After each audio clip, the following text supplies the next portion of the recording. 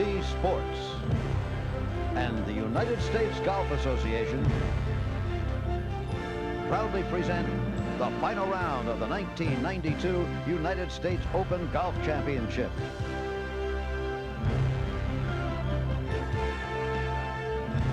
There's been an ominous quality to Pebble Beach ever since we arrived early in the week. The sky has been a flat battleship gray, the sea at times as still as a pond, and the golf course itself, after lying in wait for days, snapped its jaws on the world's greatest golfers yesterday. However, within the last half hour, there's been a big change. The sun has come out, the first time we've seen it here all week long. With that, the wind has come up. So it's going to be a beautiful afternoon for us, but a very testing afternoon for the golfers in the final round. Actually, as the final round got underway this morning, in other ways, it suddenly seemed like the final round of every U.S. Open. There was that feeling of anticipation in the air. Who will win? Can Morgan hold on? The crowd actually began to fill the grandstand, well, a long time ago, at about 8:30 this morning, hours before the first golfers would arrive there. And there they are now. Well, good afternoon. I'm Jim McKay, and it has, at long last, come to this. More than 6,200 golfers tried to qualify for this year's championship. After local and sectional qualifiers had been established and the exempt players had been invited, 156 people came to Pebble Beach to play. 66 made the cut after the second round, and now the remarkable thing is not how few are left with a chance to win on this Father's Day Sunday, but how many. As play began this morning, 27 were within 5 strokes of the lead, and certainly any one of them could win this afternoon. However, the man on the spot still is Gil Morgan. The Doc, as he is called because of his diploma from the Southern College of Optometry. He squandered a 7-shot lead yesterday, then had the grit to birdie the last hole and regain the lead by a single stroke.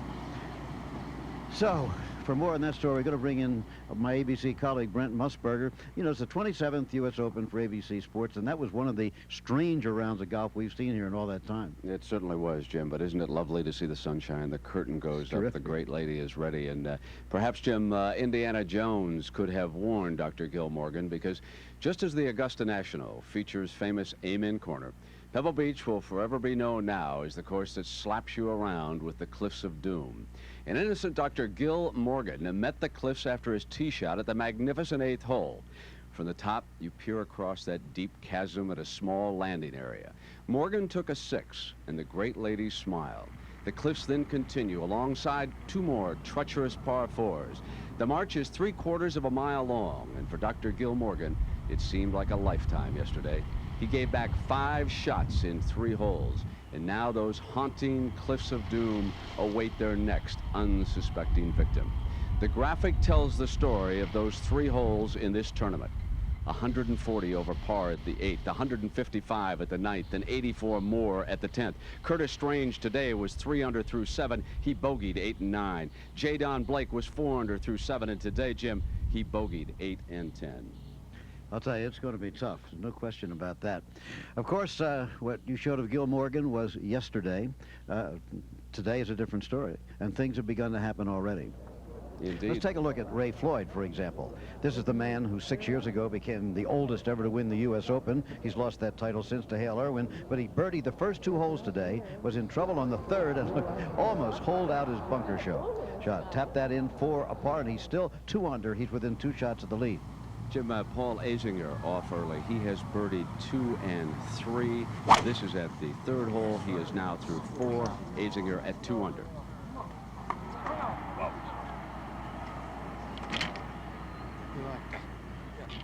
So here is the way they stand right now. Gil Morgan by a single stroke, as he was. Of course, he hasn't started his round yet. Over Tom Kite, Ian Woosnam, Mark Brooks. None of them have started as yet. Neither has Nick Faldo. However, Ray Floyd through 5 holes is, as we said, 2 under par within 2 strokes of the lead. And Paul Azinger after 4 holes is also 2 under par. Joey Sindelar hasn't started. Tom Lehman, 2 under. Craig Stadler there. Gary Hallberg still standing by. Payne Stewart, the defender, at 1 under, only 3 shots off the lead. Jeff Sluman, former PGA champion, after 3 holes, has gotten to 1 under. And there is Scott Simpson, always a danger in the last round of the U.S. Open. Well, Steve Melnick has seen all of this, and danger is the word in the last round of any U.S. Open, isn't it? There's nothing like it. No, there isn't, Jim. In fact, this is an amazing leaderboard. I can't remember more players who genuinely have a legitimate shot to win this championship.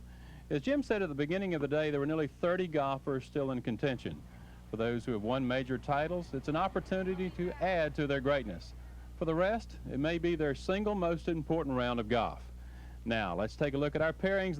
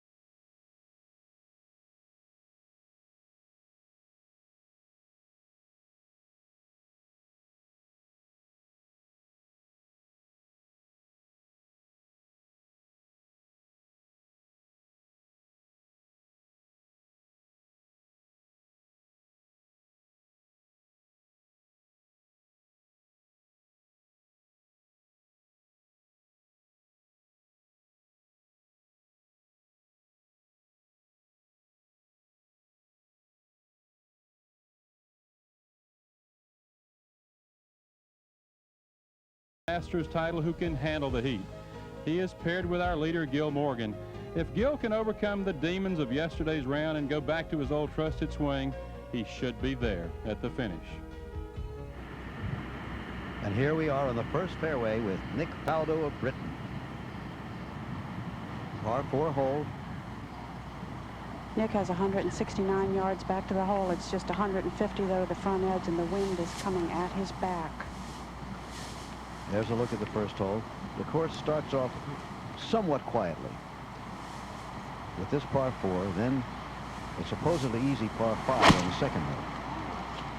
Oh, go right, sweet. Wrigley said go right, and you see why. Going off the back in an area that's been mowed quite close to allow chipping to come back into the game, not to have that real deep rough around every collar. Ray Floyd now 2 under for the day. Here's his 4th shot on the 6th, which is a par 5 hole. He's got to get it up and down.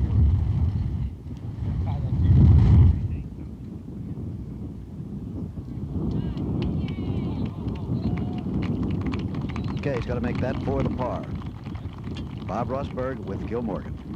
Gil, even though you didn't have the greatest of days yesterday, you still drove and putted well, and those 2 ingredients really help in an open course. I would think your confidence should still be up. Well, sure, Rossi. I think, you know, I feel pretty good about my game overall. I've played pretty well all week, especially, you know, tee to green. Had a few, obviously, foul-ups yesterday, but, you know, the wind's going to be a factor today, and I think it's going to be very critical. Just the whole round today will be pretty tough. You won't do anything different than you did the first 3 days? Well, as far as basic strategy, no. I think, you know, obviously there'll be some other things as far as ball control with the wind and everything. I think we're going to have to look at that a little bit harder than we have in the last 3 days. But basically, you know, my same strategy is probably going to apply. Well, best of luck, Gil. Now let's go to Mark Rolfing with Ian Woosnam. All right, Woozy, you're about 10 minutes away from your first tee shot here. Any particular thoughts? Well, I think today is going to be a very patient day because the wind's getting up quite strong now, and it's going to dry the greens out even more, and it's just going to be just try and play into the sort of below the pin as much as possible and just be calm. You started out birdie eagle yesterday. I know you think it's important to get out to a fast start here at Pebble Beach.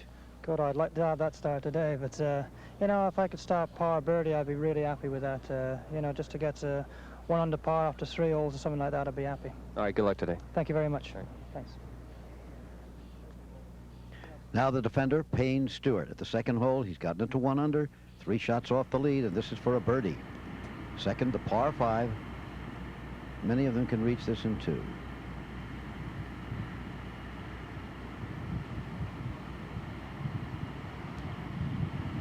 So the par, we'll keep him at 1 here, is Ray Floyd not making that par at the 6th hole. Spinning off the corner, so it'll be a bogey that'll drop him to 1 under again.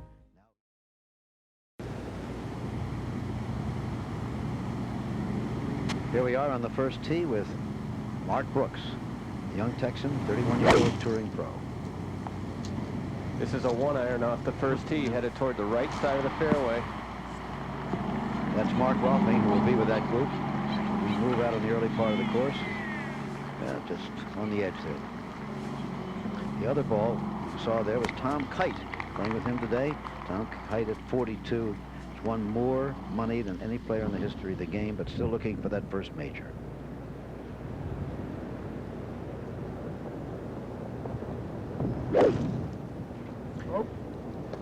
Always good to get off that first tee, no matter who you are. And that was a good one. Let's bring in now Peter Allis, who will be my companion in commentary here for the next hour and a half or so. Peter, good to see you as always. Thank you, Jim, and it's going to be, I think, a splendid afternoon's play. This first hole, 373 yards. The wind coming in off the sea. The sun's come out. The wind is driving the incoming tide up against the cliffs, and from this sort of sheltered position with the lodge and the houses all on the right-hand side, the start looks fairly simple. One thing to remember here, the greens are very small. They average out at about 3,900 square feet. It's a tight course, in and out of the buildings and the trees, and then suddenly out into the open air. And Ballesteros here made a good start, but in trouble at the 5th. This is the par 3.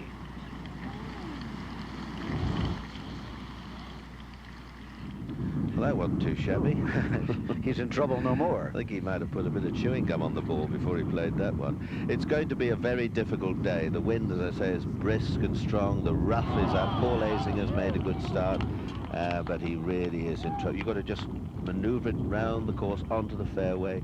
Try not to 3-putt, and I think the winner is going to definitely win today, although some people will miss shots, drop shots, have their own particular golfing disasters.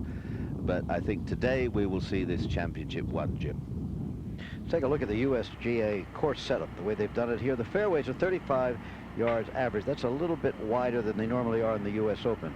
Intermediate rough, 2 inches today. So you can usually get a club head behind that. That's not too bad. Even you and I could probably do that, see? That's all right. But the other one, the primary rough, 4 to 5 inches depending on where you are. And someone was saying that who played today that it's clumpier, that you get even worse lies than before, and that it's dried out a bit. This was yesterday with Gil Morgan, for example, and Fred Couples. You can see how tough it is. But apparently the ball is going down further into it today. As for the greens, well, they try to get them to measure 10.5 feet on the Stimp meter, so-called because a Mr. Stimpson invented it, which gives you an idea of the speed of the greens. There it is. If you see a little brownish tinge there, that's because these greens are a Poanua grass, which tends to look that way. Now, Tom Kite. He's got exactly 150 yards back to the flag. The pin's cut in the right-hand corner today at number 1. And with the wind coming off the water, it's coming from the right. This will be a very tough pin placement to get at. Nick Faldo parred the first hole, so he's at 2 under, 2 shots out of the lead. Still looks like it's down. Morgan by 1 over Kite, Woosnam and Brooks by 2 over Faldo, Azinger, Lehman, and Hallberg. This is an 8-iron. He'll need to land it on the front part of the green because he won't be able to make it spin coming out of the rough.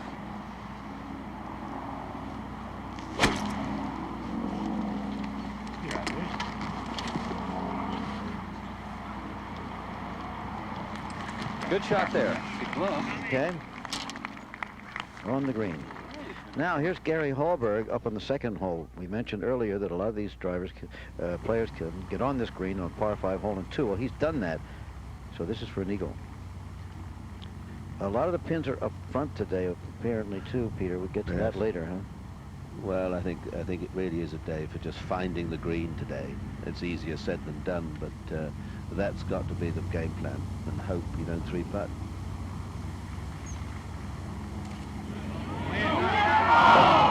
That would have put Gary Hallberg in a tie for the lead, but the tap-in birdie put him to 3 under, a shot behind. Now Mark Brooks.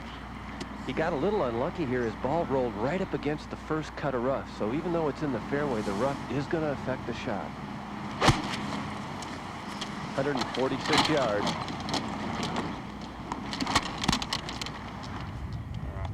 Yeah, that's all right. You see where the flag is today. Very tight on the right-hand side of the green as they come up. The wind's from that side, from the bunker side. So anyone who's going to fire at the pins today is taking an awful lot of risk. Tremendous risk. Here's Raymond at the 7th. Shortest hole in major championship golf, playing at 112 today.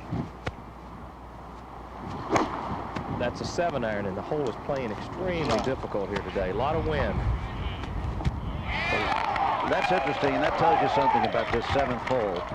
A player like Ray Foyt hitting a 7-iron, 112 yards downhill. He'd normally be hitting a very easy wedge, right? Par 5-6, Azinger's 3rd. Good punch up and over the hill. And leaves it out, catches the trouble, and every one of these holes is going to have its own personal problems today. The rough is high. The weather forecast was, as per the last few days, rather dull and heavy, and suddenly a bit of breeze has come up, cleared the clouds away, and it's made the course, well, it had teeth before, now it's got fangs inches long. Well, here's your man Faldo. Peter, he's been lurking all week long and is well positioned right now. Well, he chipped very close at the first hole, made it an easy par. Now he has 239 yards back to the hole on this par 5. He only wants to carry the ball, though, about 210 or 215 the way the wind's blowing. Probably a 3-iron. And he's pulled it a little. And in that deep stuff. Remember, 4 to 5 inches in that cut of the rough.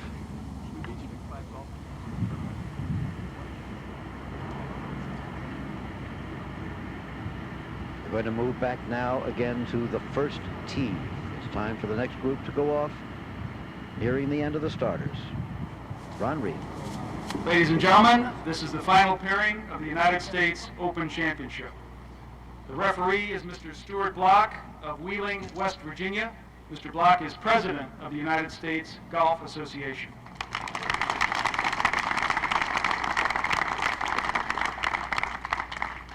The observer is Mr. Reg Murphy of Baltimore, Maryland. Mr. Murphy is vice president of the USGA. The special observer is Mr. Joe Carr of Dublin, England. Ireland, excuse me.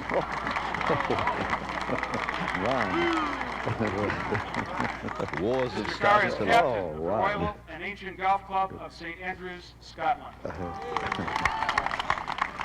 Well, for those of you watching in Ireland and England, take it easy. The players are Ian Woosnam of Oswestry, England.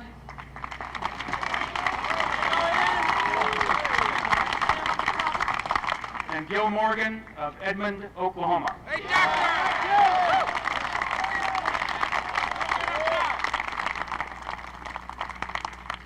Mr. Woosnam has the honor. Play away, please.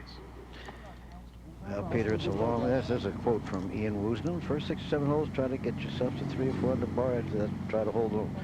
Well, that's certainly the story today. Seems easier said than done. Seems pretty reasonable. And Wales is not in England. I'm sure there are those of you who like geography. There is England, Ireland, Scotland, and Wales. Thank you very much.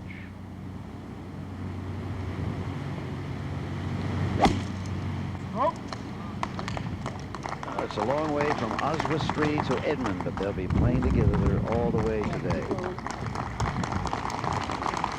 Well, he's a good player in the wind, and he has power too, so that's 2 things in his favour. His putting stroke gets a bit suspect when the greens get a bit slippery and shiny, so there'll be so many games to watch today, so many players to watch, including this man, still in with a great chance of victory. You're going to see some gorgeous pictures today from the Goodyear blimp overhead and from all our cameras around the course on all 18 holes.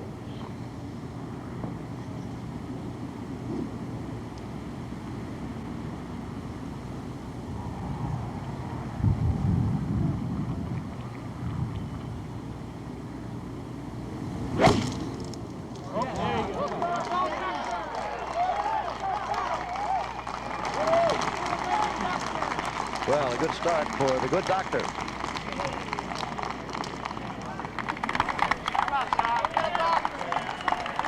Words of encouragement you heard from the gallery. Some of them didn't know who he was when the week began here, and now they call him Doc. Back up on the green of the first hole, this is Tom Kite for a birdie. This is an extremely fast putt. Down the hill, down green. Tom Kite, who's never won a major, is tied for the lead in the U.S. Open. Nick Faldo of Britain looking at a birdie putt on the second hole, the par 5. He went for the green in 2, caught the rough, but came up to here with his third shot.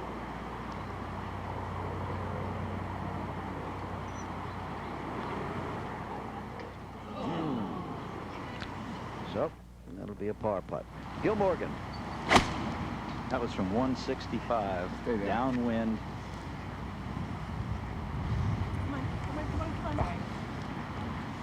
Even downwind, came up quite short. Ian Woosnam has the same distance. It was very closest to who was away. Has a little better angle than Gil had, coming from the left-hand side of the fairway. Wind a little out of the right, but almost solid behind the players. Yeah. It is pretty strong, even on the first hole here, which is inland, right? On the wind, man. It's blowing definitely harder on the inland holes than I've seen it all week. It just says blowing down, but it's big after that as well. By that blimp.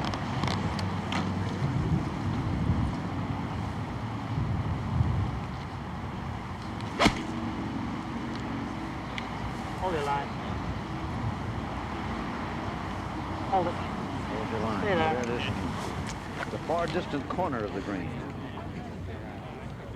You know, Bob Rosberg was out on the fairway with them. Played this course first when he was 14 years old. He shot 68. He knows the course. Here's Rossi. As is always the case at the U.S. Open, tee shots are very important, and that will be the case here at Pebble Beach. The fairways are firm, and the ball can easily bounce off into the heavy rough. The outgoing 9, a wonderful combination of 4 inland holes and 5 along the water. The front 9 is the easier of the 2 9s, and one of the shortest the pros will play all year at 3,284 yards.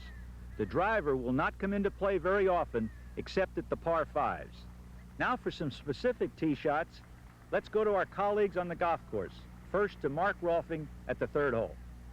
Number 3 is the first real difficult tee shot of the round. The USGA has installed a new tee for the championship this year, and it's added just enough length to the hole to change this shot dramatically. There's a huge ditch, sometimes called a barranca, that crosses the fairway and meanders down the entire left-hand side of the hitting area. The tee shot here has to carry some 230 yards to get over that barranca, and that means most of the players in the field are going to have to hit a driver off this tee. Additionally, number 3 is the only real dogleg left at Pebble Beach. Now let's move forward to Judy Rankin at number 7. This is the shortest hole in major championship golf. The par 3 7th measures at 107 yards this week. Playing from an elevated tee, though, it can play even shorter than that. It's a small, well-bunkered green that perches farther out into Carmel Bay than any other point on this golf course. And if and when the wind comes up, it not only plays havoc with the golf ball, but also with a player's club choice. It can be anything from a sand wedge to a mid-iron. But in the event that it is a wedge, it's not an easy hole. A birdie becomes imperative when you're facing the tough par 4s ahead.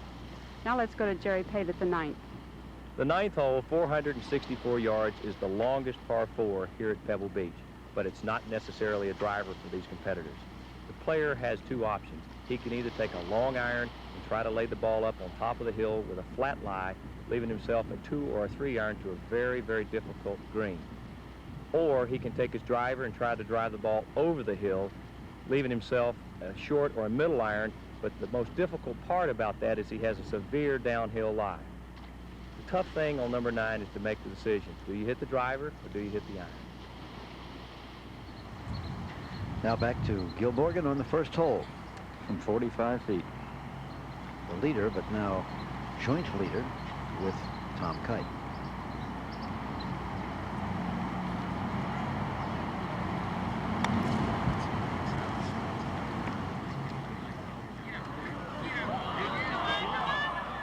Okay, that for the par. Yeah, that was a good putt from such long range. If he can just get that little putt in, that's a good nerve steadying opening hole. Nice tee shot on the green, 2 putts. That'll be all right. Back up ahead, is that beautiful? The famous second shot at the 8th hole, hitting over the waters of Carmel Bay. Raymond hit a perfect tee shot, has an 8-iron from 167 yards, and the wind is really whipping out here.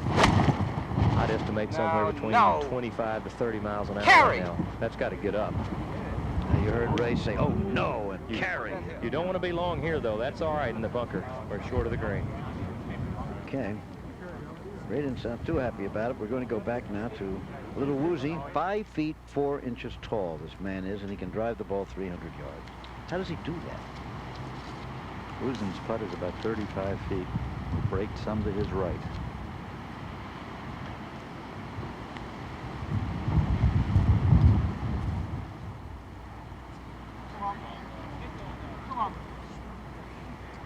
That's not the opening putt that he wanted. No. Everything will be all right, and the wound will heal if he can nudge the next one in, but... Yeah. Now Tom Kite drove into the left rough on the 2nd hole, so this will be his 3rd shot. Laid it out to this point.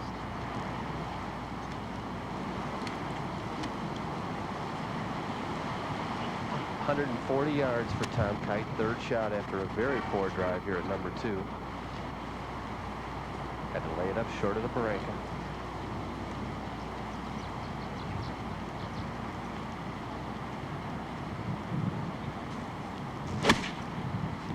Trying to knock down an 8-iron into the wind. Get left. Peter, they're really talking to him today, aren't they? Yep. Earlier on the same hole, this is Mark Brooks. The sweaters are disappearing in some of the golfers now, but not all. Mark had 251 yards back to the flag. Playing a 3-wood. Playing it very well, but hold it. Well, it's a very good shot from there with the ground conditions as they are. Very good playing indeed. Now back to the 1st hole. Gil Morgan's for a par. He would be the oldest U.S. Open champion. 45 years and about 9 months. That's 1 par secured. Well, actually, Woosnam has already putted, I believe, and this was it. A tester to start with.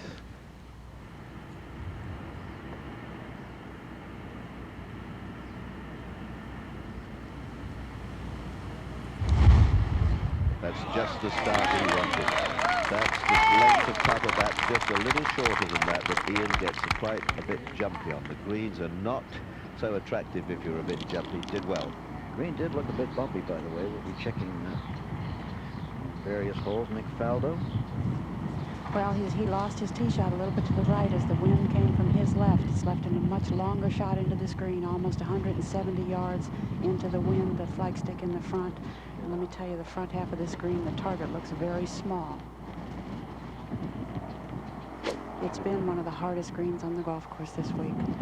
Look how far up front that flagstick is, Peter. You don't want to be above the hole on most of these greens, for sure. Huh? Certainly don't. And I think the sudden wind and the velocity of the wind may have caught out the officials here, because one or two of the flags yesterday I thought were bordering on slightly being unfair, and today, well, we'll have to wait and see. But this is very difficult. Judy says he's going to hit a 3 or 4 iron or something like that to a very small time. Maybe today for pitching it 30 yards short and just sort of letting the ball fiddle, and they may see some new style of golf. Little British seaside golf. Well, I'm going to guess it was a 4 or 5 iron, but he's hit it way right, Peter. Oh, yes. Well, he got down the bunker anyway. Better than being in the 4 or 5 inch rough alongside the bunker. That's known as small solace right now. Ray Floyd bunkered at 8, remember? Raymond really got a bad break. His ball did not go into the bunker. Yep. And it plugged up against the rake in the long grass. He absolutely had no shot. Almost looked like someone had stepped on his ball. He called for a decision, and they decided that it was not embedded. Looked like it had run into the bunker, but it didn't. Hung up on the edge there. Eh? Joey Sindelar, we haven't seen him yet. He's 2 under. Well, he started with a bogey. He made a 2-putt birdie of 2. This is a 137-yard shot. He really hit the perfect tee shot. All right. Strong start from upstate New York. Tom Kite's 4th shot. And a most difficult shot it is. He has to pitch it up along this ridge here. It is a par 5 hole.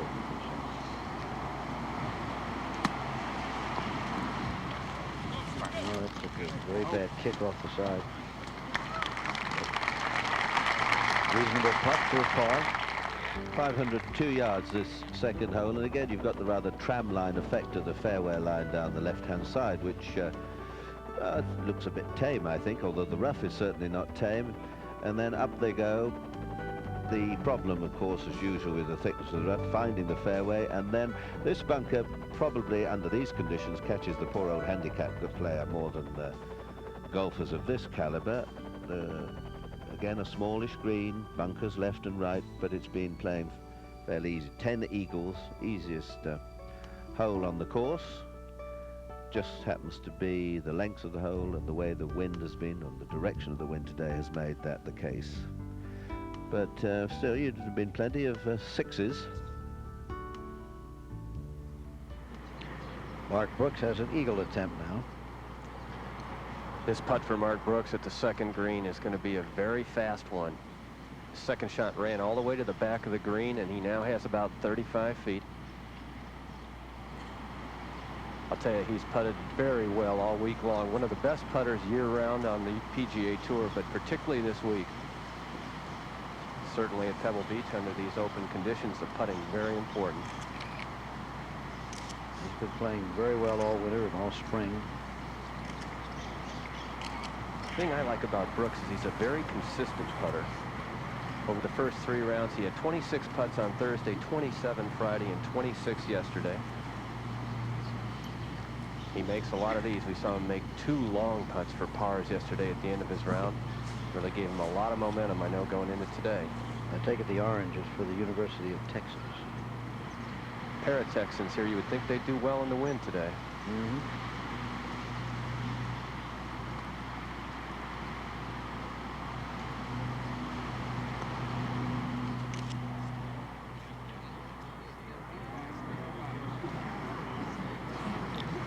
All right. That for the birdie. All right, now Faldo at the 3rd. Now this must be very difficult, Judy. It is. He's got the downhill slope, Peter, even though the ball sits nicely.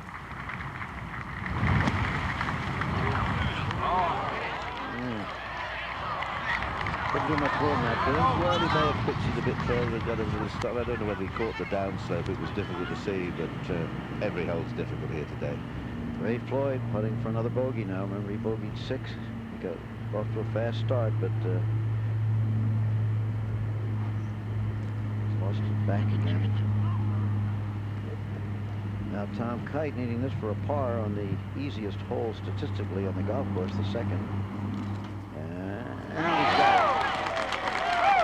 Well, that was a confidence builder as well. But now Mark Brooks can tie for the lead by making this birdie putt with Kite and Morgan. Yeah, there's going to be a lot of toing and throwing today, and it's an impossible task to pick the winner. Quite impossible. Toing and throwing. Toing and throwing, and you might get someone in the middle of the field come through, hold a couple of putts, chip in over the closing holes, and set a target that they can't match. Only 2 players out of 22, 24 players in, and only 2 scores under par, a 70 and a 71. So Mark Brooks goes to 4 under and ties for the lead in the U.S. Open. Trey Tyner had a 70. His first match out this morning, and Nick Price had a 71. So it's Kite, Brooks, and Morgan tied for the lead, but they're only a stroke ahead of Ian Woosnam, Gary Hallberg. There you see it. Nick Faldo at 2 under, Joey Sindelar at 2 under. We saw the lead. Paul Azinger lurking there with Jeff Sluman and Tom Lehman and Craig Stadler. Calcavecchia, McNulty, Hulbert, all of these people very, very much in the fight at this point. Gil Morgan. He has 226 yards, wind straight out of the right, wants to carry it about 215.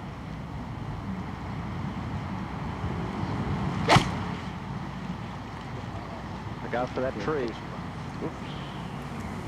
Oh, cleared that, but he's got the rough. Rossi, we know it's windy out there. Is it getting quite warm, or is it still kind of chilly? Well, no, it's nice and warm. It's temperature-wise, it's a perfect day. Yeah. That's nice for you, roving reporter. Oh, yeah, for I'm once. going to hold it. It's going to be the one, yeah. Fourth hole. Oh, we are. Gary Hulbert second. It's a par 4 hole.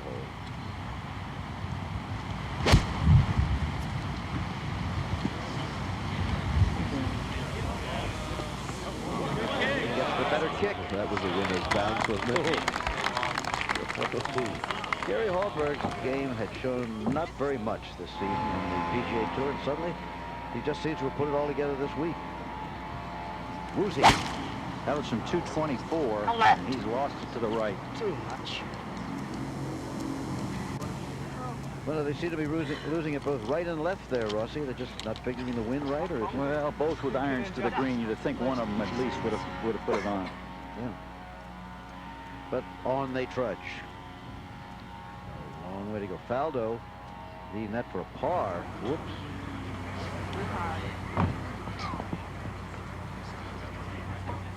That was on tape now. The bogey putt. Slide.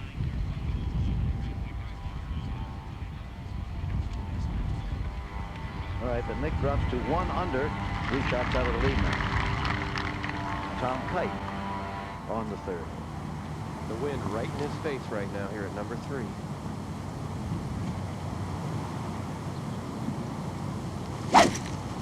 Yeah. Good looking drive here.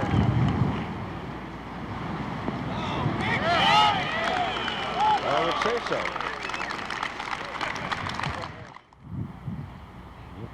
Second hole, Gil Morgan. There he is.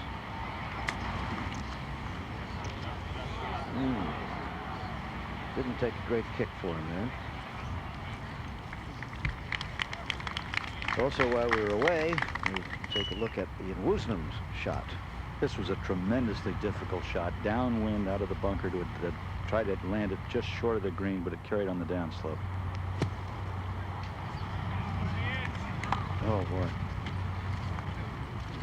You don't often see players of that caliber missing, getting close to the hole by as much as that. Tom Kite second on the third hole. 113 yards. He's trying to knock it down here. Well, he did. A little short. Well, that wind is coming right into their face here. A good 25 miles an hour right now. It's going to make a lot of difference today. Up on the fourth hole, we have Gary Hallberg now. He could tie for the lead. A very long putt, but it would tie him for the lead.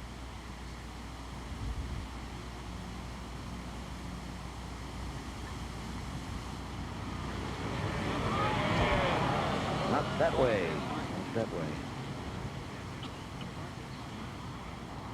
Greens, as we said, running at about 10.5 feet on the stimp meter. That's very fast. Ian Woosnam now.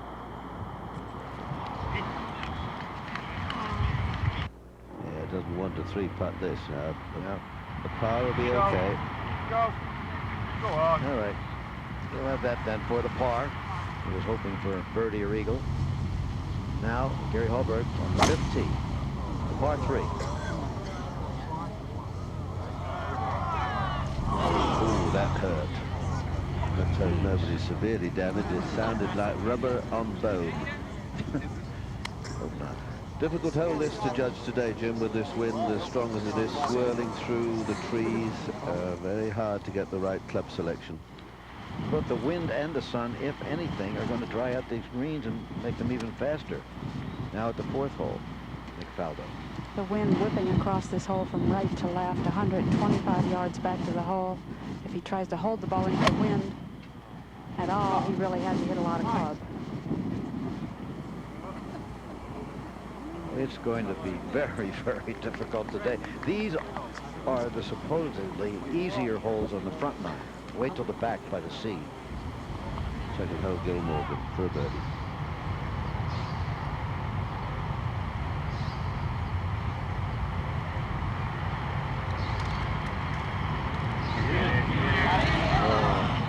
Right in the middle, too. Fourth hole, the second shot of Joey Sindelar. He's just 2 shots out of the lead. He was just a couple of yards closer than Nick. Made eagle at this hole yesterday. That's a spin on that. Right. He knocked it in from the fairway on the par 4. Look at that. Here it comes. I say, steady on. Oh, Butcher's trolley? I thought it was. It's all the physics? Yeah, that's absolutely right. They're not supposed to do that here. That's right. Okay, let's move back now to the third hole, third shot of Tom Kite. Ian Woosnam did make his par. 2. He's chosen to putt this ball from off the green. And he did it well. It was a good one. He wanted to avoid getting the ball up in the air at any cost. Okay, so Tom Kite will remain at 4 under and a tie for the lead with Mark Brooks of Texas and Gil Morgan of Oklahoma. 2 Texans and an Oklahoman and a Welshman there. Ian Woosnam and Gary Hallberg, Joey Sindelar, Nick Faldo at 1 under. We need to shape up here, but gosh, still so many people who could win this. Sluman and Lehman and Stadler, Kakovecchia. Montgomery of Scotland playing very well up ahead. Peter, right? Woosnam at the third. Oh, get down. Oh, Jesus Christ. He did not like that at all. Why? Oh, right there. I'm surprised the number of spectators there and the number of eyes watching that nobody gave any warning for those balls that go into the crowd. Perhaps it's like the cobra and the mongoose. They're mesmerized and the ball comes towards them. Well, you know, I think also people in the gallery trust these great players. You know, they think they're always going to hit it perfectly. Mark Brooks, this long birdie attempt would give him the lead all by himself. It's a very treacherous putt, though. The wind is right at his back right now. So once this ball gets rolling, there's almost no way to know when it's going to stop. He's got a good 35 feet.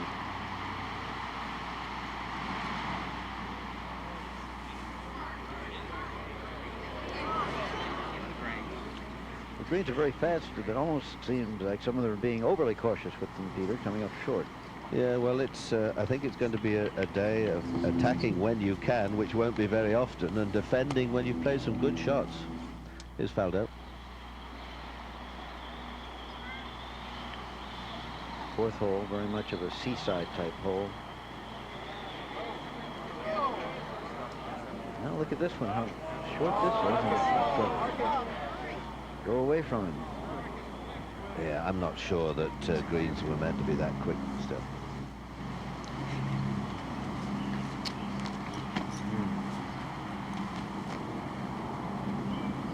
Gary Hallberg out on the fifth hole.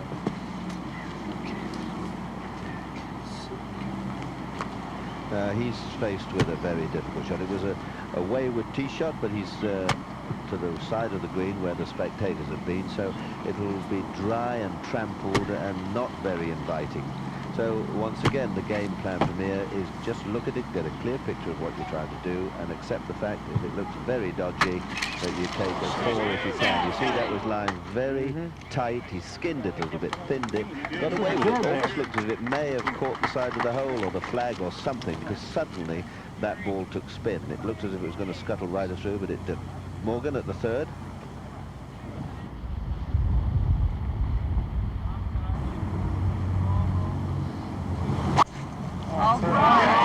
That's a perfect drive.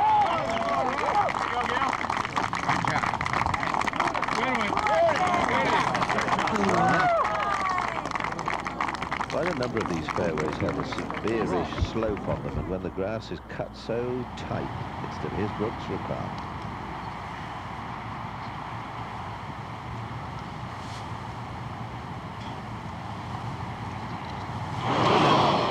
the same hole with Phil Mickelson the other day. Remember, made 7, most of it with his putter. For a bogey, oh my goodness. Well, and this is the way championships disappear, and they're tapped in for a double bogey. When tied for the lead in the United States Open in the final round. He's dropped down to 2 under.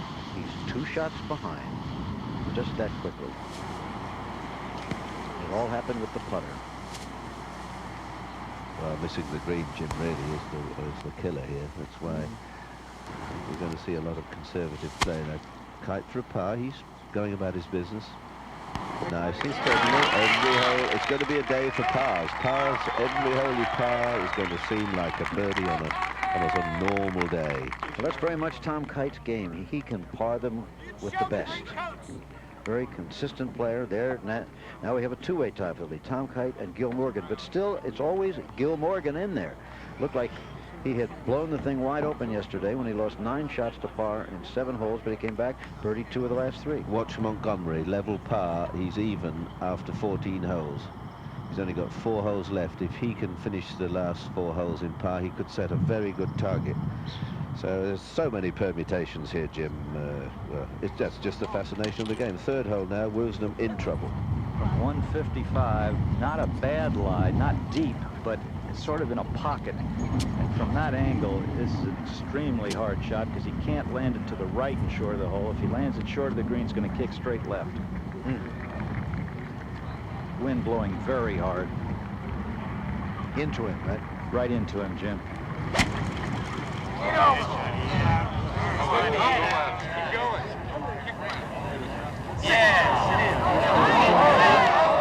Going over. Well, it might have been in a lot worse a spot. It looked as if it sort of settled, but there it is. It's settled. He's not far off the green, but he's got a long way down to the flag. He might be able to maneuver it down there and get a chance for a putt for a par. Let's kind of bump this over. Gil Morgan, 128 yards, right in the middle of the fairway. I think he'd take a 7-iron, play a little knockdown shot.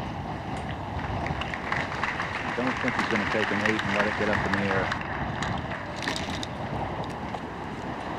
How possible is it, Bob, if you were just sort of fooling around on a practice day, see the shot landing short right of the green and using the ground, you know, real pitch and run with, say, a 5-iron and a chip and run? Would it be possible? It would definitely be possible, Peter.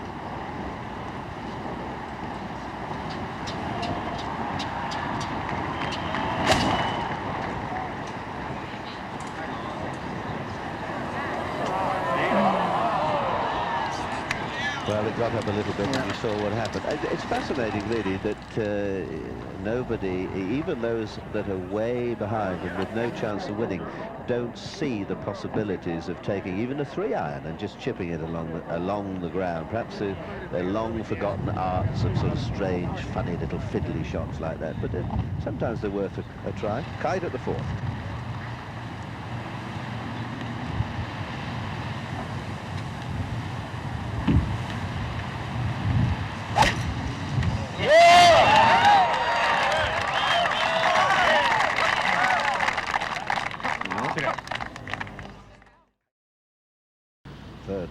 Third, I was wondering about. Here we are, back again, wondering what's been happening to Ian Woosnam. Well, this is what's been happening to him. His 3rd shot on the 3rd hole.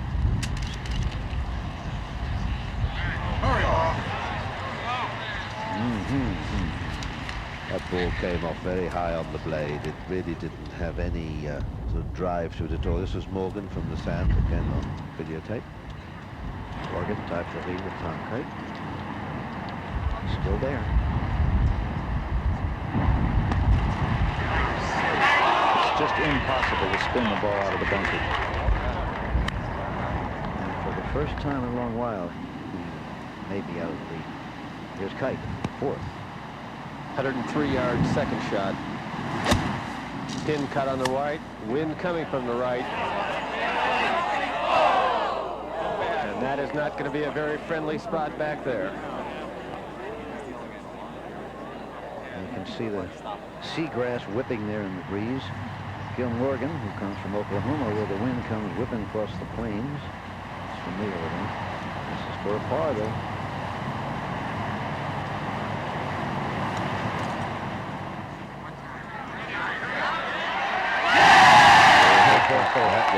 mighty putt. That was a mighty putt, Jim. Oh, time after time, it looks like the man is going to lose the lead, and every time he stiffens. His putter has kept him in the ball game, Jim. Oh, Putted beautifully. sure has, Bob. Now, before Morgan, this was Ian Woosnam for his par. He hoped.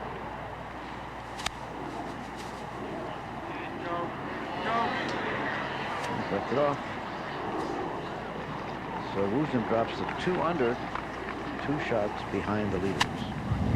Up on 4, here's Mark Brooks. Coming off a double bogey.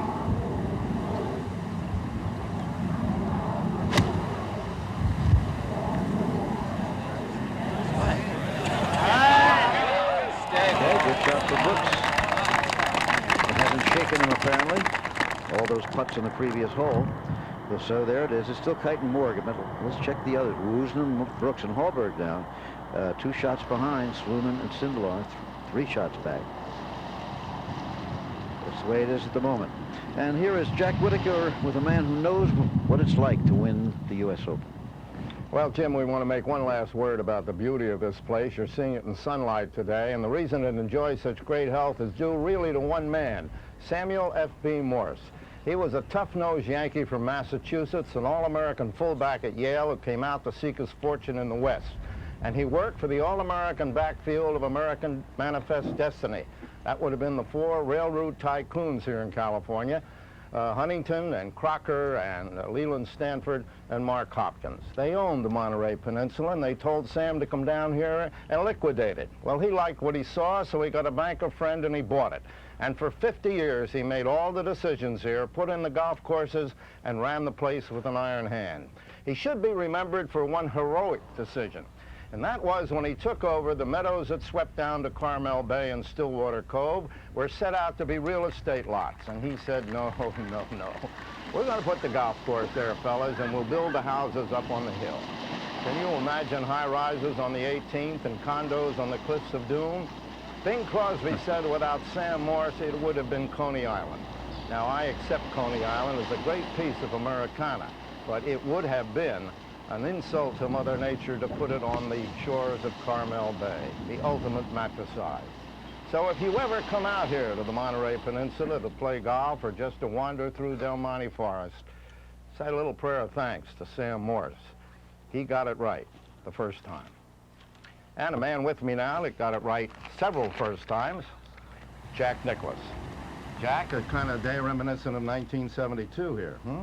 Jack, it's exactly the same kind of day we finished up in 1972. And as I recall that day, I don't think anybody built par that day. And I think I shot about 74 in the last round to win the golf tournament. What do they worry about most? Club selection in the wind or the greens drying out? I think they've got to worry about everything, Jack. I think I said at the beginning of the week, and everybody sort of laughed at me. They said, what would you take? And I said, well, I'd like to have even par and sit in the clubhouse. Well, even par is going to be a pretty good score today. It may not win the tournament, but it'll be close. All right, Jack, let's get back to golf. And Ian Woosnam. Yes. That's a beautiful shot right there.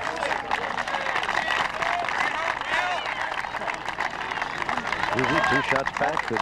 He's birdie right about now.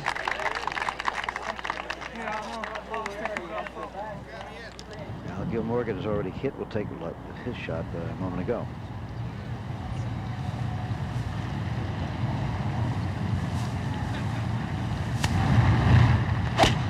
Yeah, Doc!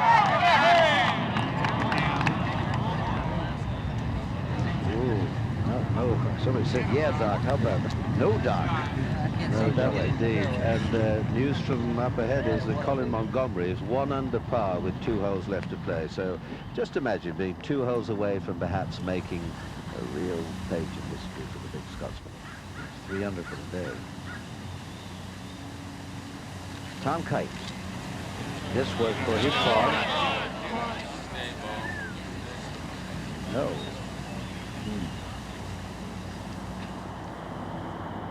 Things are really turning. Kite and Morgan tie for the lead, but it doesn't look like it with Kite on that hole. Woosnam, 2 strokes back still with Brooks and Hallberg. Here's some of the others. Sindelar's 1 under with Tom Lehman. Faldo's dropped back to even. McNulty is still there. Sevy's at 1 over. Payne Stewart, the defender, you saw. Mark Brooks, as the wind whips his sweater, for the birdie at the 4th. He's got about 18 feet up the hill.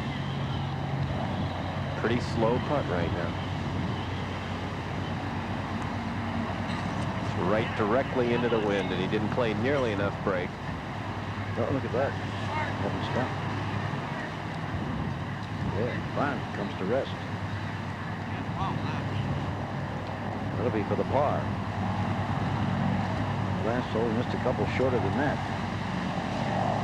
He and Tom Kite are both shaking their heads right now. I'll tell you, Kite's bunker shot was next to impossible.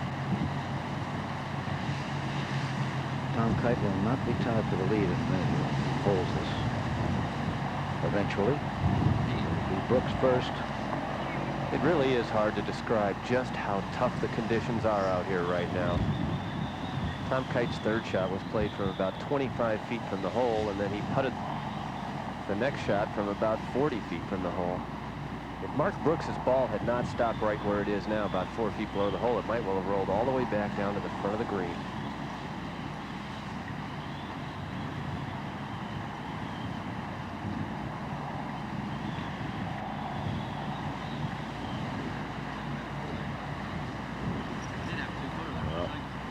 Obviously very difficult to settle with the wind sort of blowing around, and you think your hat's going to blow off. Here's Holberg. The par 5-6.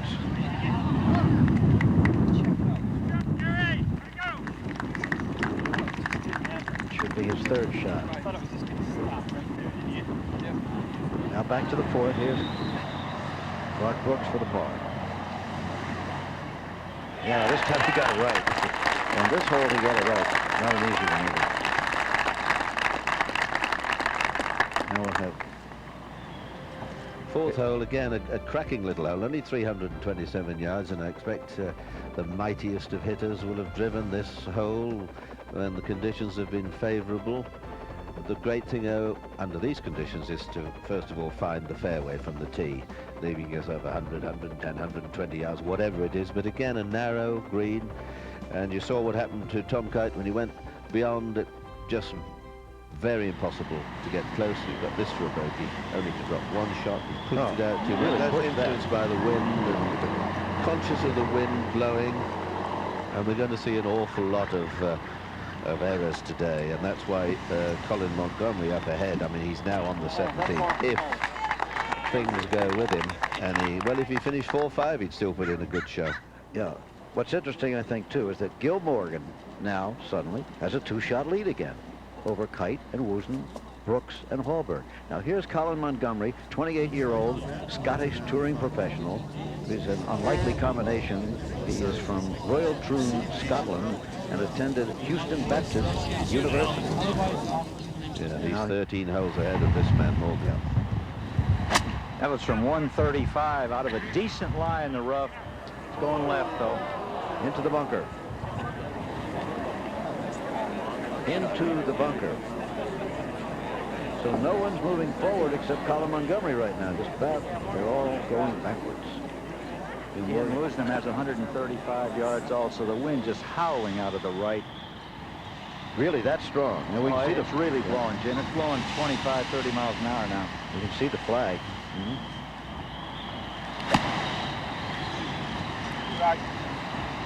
Get up. Get up. Well, it just about did. But he's on. With the wind blowing as briskly as this and the greens as small as they are and so well bunkered and elevated, that also creates more problems. Now here's Colin Montgomerie on the hole that has been playing as the most difficult on the golf course, the hole probably where more history has been made than any other at Pebble Beach, the par 3 17th. Yes, he's got a wooden club or something out. He needs a couple of good shots and he could well be the champion. And of course the great thing is he might be fairly relaxed here because he thinks, well, I'm really not in a position to win at this moment. So this could be in his favor. But he might take 8, having said that. Okay. This is a little bonus coverage we're getting. Yes, I don't know whether he's found it yet, but we haven't. Colin Montgomery, by the way, has played very well in Europe, Peter. He's won, what, 132,000 pounds, it says here. He's a new pro, yes. His father was the secretary at Royal Troon, where Cavalcavecchia won his Open Championship, and he was brought up on links courses, and he's been very good as a young pro. Well, from the final par 3 on the course, we go to the first one, which is the 5th hole. Montgomery, though, has not played well over here. He's been in 4 American tournaments, missed the cut in 3, and was 37th in the Masters.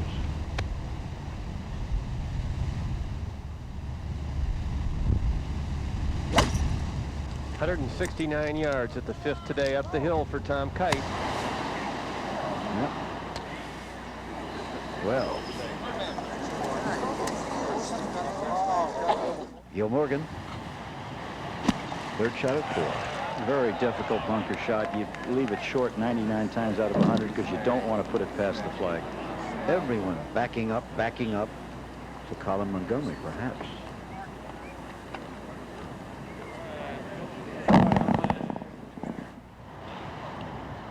The hair flowing. Neatness won't count by the end of this one, Peter. A great shot there. Look at that. All the spectators burst on the edge of the... And if you look out to sea, you can see the waves are beginning to whip up. The white horses are visible in the bay. It's a little tranquil in that particular corner. Be a few suntans tonight, but this really is, as we've said often enough, a magnificent setting for golf. Well, you know, when the sun comes out, it buoys everybody's spirits, I think. Makes you feel better. And we haven't seen two until today. Over Tom Kite and Ian Woosnam, Mark Brooks, Gary Holberg, and Montgomery there at the bottom with just 2 holes left to play. We're not sure where he is at the 17th, the last of the par 3s. And then at the 18th, well, who knows?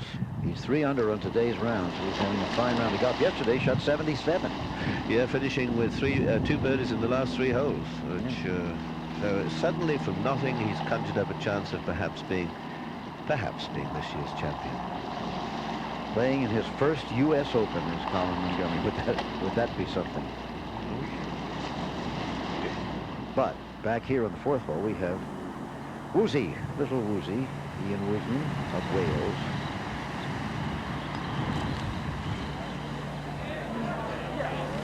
Okay, that for the par. 3 minutes 2 under. Well, so far Morgan's playing even so far. Kite's 1 over for the day, I'm talking about. Woosnam's 1 over for the day. Brooks is 1 over for the day. Now, this is a little while ago. On 16, Colin Montgomery's 2nd shot from the rough on a par 4 hole. Big man, willowy swing. A lot of sort of wide, old-fashioned sort of swing from yesterday, really. But he's very powerful, and he's getting the breaks. Look at that. That can't be too shabby. Yeah, things going away. I remember Jack Nicklaus hitting the pin once at the end of his round, which was 17th. Was nicely done. Now this is the 17th with the hourglass, the famous hourglass-shaped green. He hit his tee shot to the front of the green. There's only been 1 birdie here today, and that was by Mark McCumber. Good overhead view of it. There you see where Colin Montgomery is. What about this shot? Well, there's worse places that can be at this moment. I mean, I don't know whether he's going to... It looks as if he's going to heave it right up in the air and smash it right at the pin. Now, if he puts it close, it'll be a master shot. There it is. A little strong.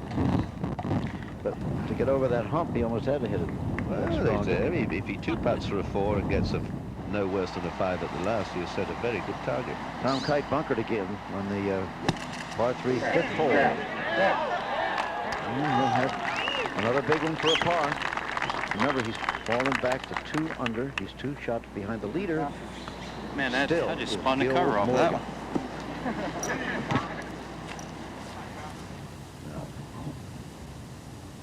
Gil Morgan, however, hit this for a par at the 4th hole.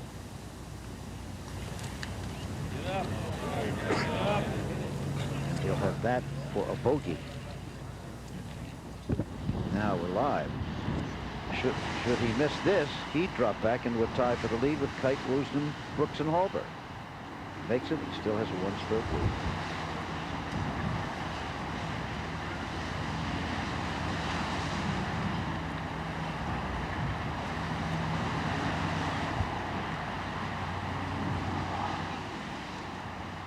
Whoops. Bob, is the wind affecting the players? Not just the speed of the green, but is it buffeting them about? Are they suddenly conscious of the wind more than ever? Out here on the cliffs, that is definitely the case, and the greens have gotten a little rough with the sun out and everything. That ball bounced quite a bit. We now have a 5-way tie for the lead, and this man is one of them, Gary Hallberg. It's Kite, Woosnam, Brooks, Morgan, and Hallberg. Oh, there's a dinky little push down the hill. Does it work? No, it doesn't work at all. Dinky indeed. Dinky, a bit too dinky. Dinky and Sandy. Here's Colin Montgomery now for the par at 17. He hasn't won on the European Tour this year, but he was 3rd at Cannes. He was 2nd in the Italian Open, 4th in the Irish Open most recently. Yeah, well, the great thing is he's level par with 1 hole to play, and that ain't bad. No, it's only 2 strokes off the lead now. But the great thing, Jim, is he's got 1 hole left to play, and they've got 3 parts of the course still to go. He'll be sitting in Woosnam for a side. par.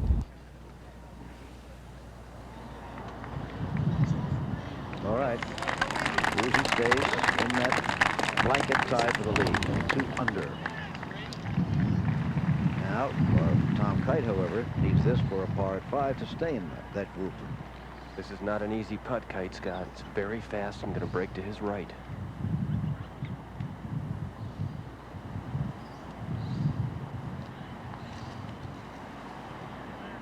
Oh, boy. That might be one to remember, too. Yeah.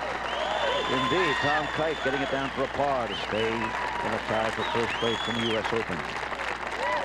At age 42, still looking for the first major championship, although he's won more money playing golf than any human being. Now or earlier. There's a good look at the 7th hole with the waves and the rocks and the blue sea under the sun now. Gary Hallberg doesn't see any of that. All he sees is this ball in the sand.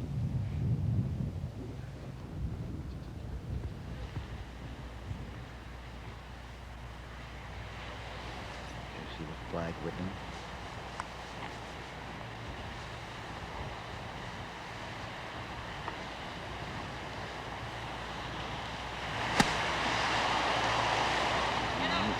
Oh, nearly very good.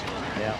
That's the extended little back corner of the green, which Jack Nicklaus's company were here renovating and titivating, and from this high shot, it really is a dramatic little scene, that corner, and then the next tee going up and over the hill. Just think, the 2 men who designed this were not golf course designers, but they sure had a stroke of genius. You don't see many very good golf courses on bad bits of property, particularly these days, Jim, when you've got the big earth-moving equipment, because they were blessed here with some wonderful facts of nature. Here's the last game. Oh, quickly Back back up to Colin. Yes. Montgomery. Now he's got to just plot his way up this final hole. Ooh, that started No, left. it started left, yeah. Oh, he doesn't look discouraged. Oh, that started well. I think they had a big bend on it. There it goes into the right rough. Spotter moving toward it. So Montgomery, his own problem. He's 2 under for the day, even for the championship. Here's Woozy. That was a 7-iron downwind from 169. Down, but it won't. Looks like it's sitting up all right. This is a very difficult hole to play, Peter, because the players know the wind's behind them, but they don't feel it on the tee, and they can't see it up at the green.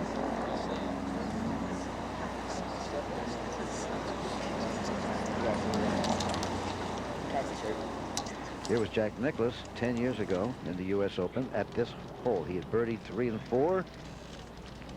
Took a 6-iron on the par 3 fifth. In the days when we were all wearing our hair a bit longer. And look at that. That set him up for yet another birdie as he birdied 5 in a row. He looks younger now than he did then. Well, yes. Takes care of himself, man. That's what I heard. There you see it. 4 in a tie for the lead. Now Kite, Woosnam, Morgan, and Hallberg. There's Montgomery way up ahead, Sindelar and Lehman, Mark McNulty, Stanton. Paul Azinger's been having his trouble. He got into it for a bit, but now he's back at 2 over. And all those will have to get going if they're going to get back into the fight. Well, they need something. Here's Tom Kite at the 6th. Par 5.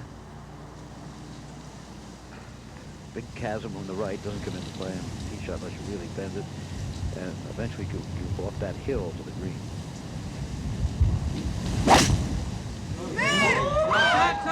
Started this way down the left-hand side of the fairway. Needs a bounce. 6 hole playing right into the wind now. Very long. Is that in the fairway now? Yes, it's in the left-hand side of the fairway. We see it, yeah. Thank you. It's actually going to be a tough shot to get it up on the hill now. Now Montgomery with his second shot on a par 5 18th. Doesn't look to be lying too badly, and it appears as if he can get a long iron at it, sort of 3 iron. He's still going to be faced with a longish third shot with the wind left to right coming off the ocean. You want to know how difficult this is technically to do the U.S. Open. Our cameras now are having to cover everything from the 5th hole to the 18th hole all at once. So here we are. All right, that's all right. He's still 120 yards or so from the flag, but in good shape. Meanwhile, on the 5th tee, here was Gil Morgan.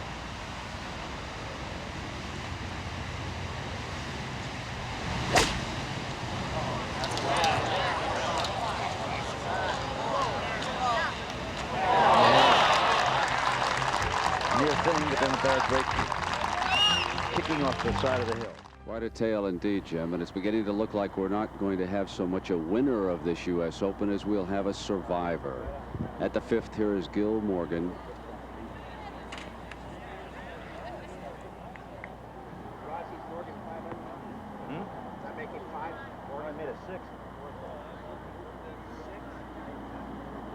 Wonderful, Steve Melnick.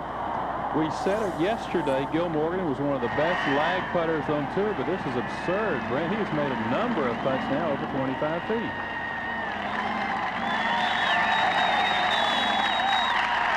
You know, there's no heat on Morgan now.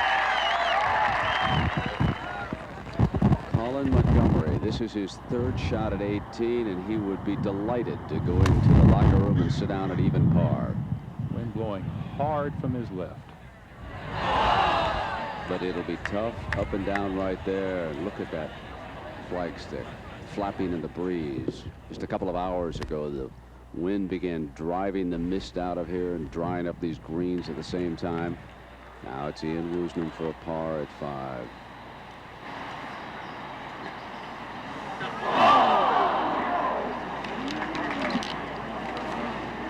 Next time, Woosie. Now Faldo at 7.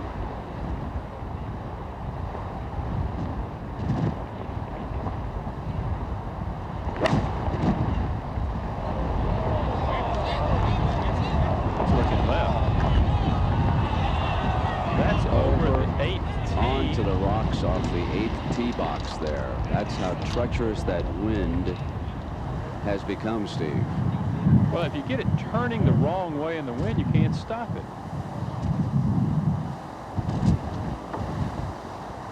If Montgomery has a clean lie, he can possibly get it close because he's playing back into the wind.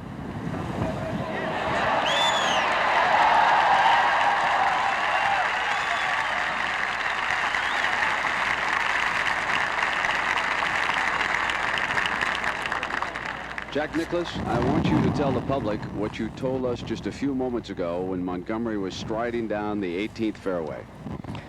Well, Brent, I mean, I may be a little bold, but I said if Montgomery pars this hole, the tournament's over.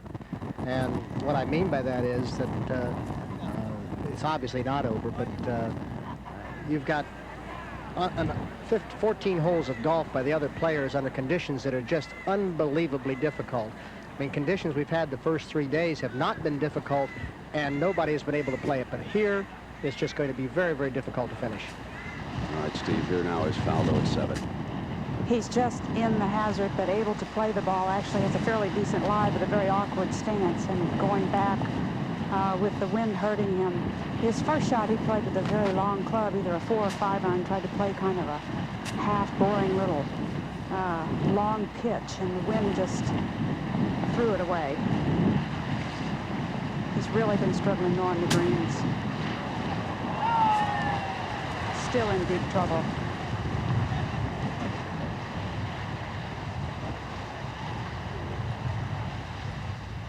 Now it is Gil Morgan, and he seems to be the only one unflustered by it all at the moment. That's a beautiful drive right down the middle of the fairway and solid. You know, you begin to wonder if these conditions don't begin to play into Gil's hands. He's an incredibly long, straight drive of the ball, and he grew up in that wind in Oklahoma. Lose him.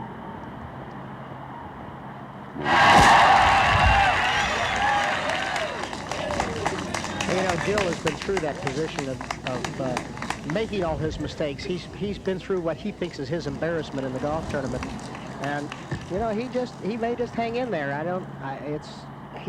tell you, whoever's out there's got a tough way to go. Now Montgomery for par.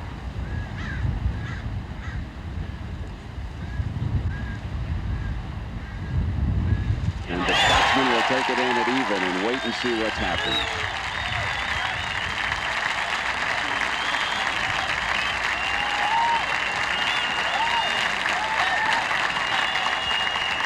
Similar now to 72. Jack Nicklaus shot 292 over par to win. There was not a single round under par in the 72 Open, the final round.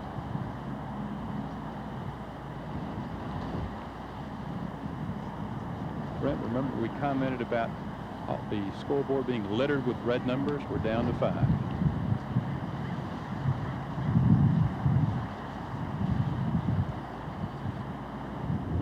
Now Kite, number 6, his third shot.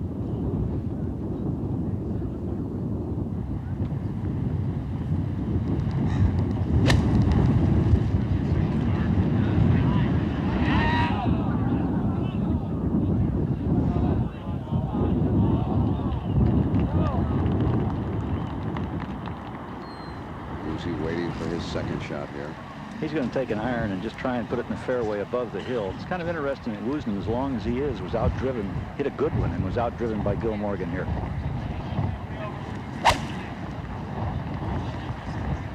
That's a good-looking shot there. Shot. Hey there. Still rolling. Well done. You got to hit 2 pretty solid to get it up this hill today, Steve.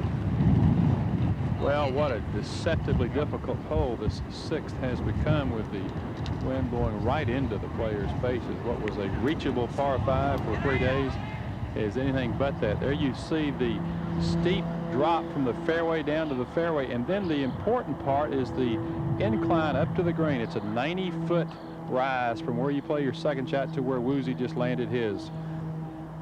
Gil has a 3-wood.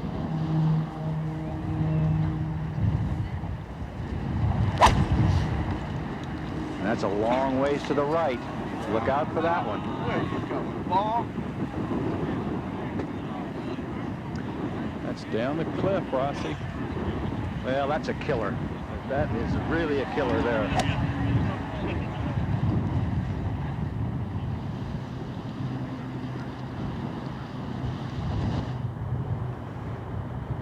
Faldo trying to scramble back for a bogey here at the shortest hole on the course.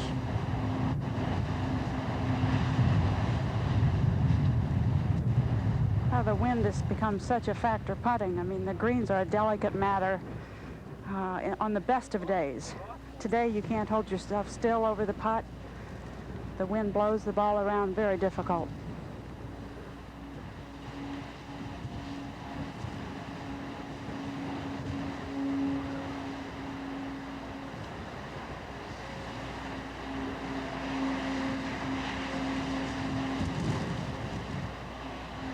big advantage today to have a short tapping type of putting stroke as opposed to the long willowy one in the wind.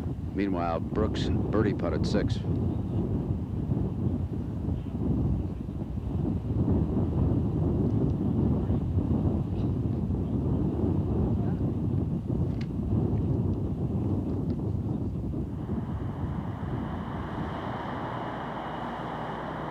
That's the 6th green there.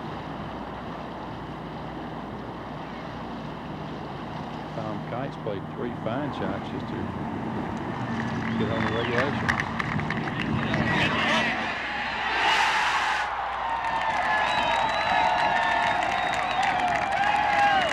Oh, yes, and remember that one.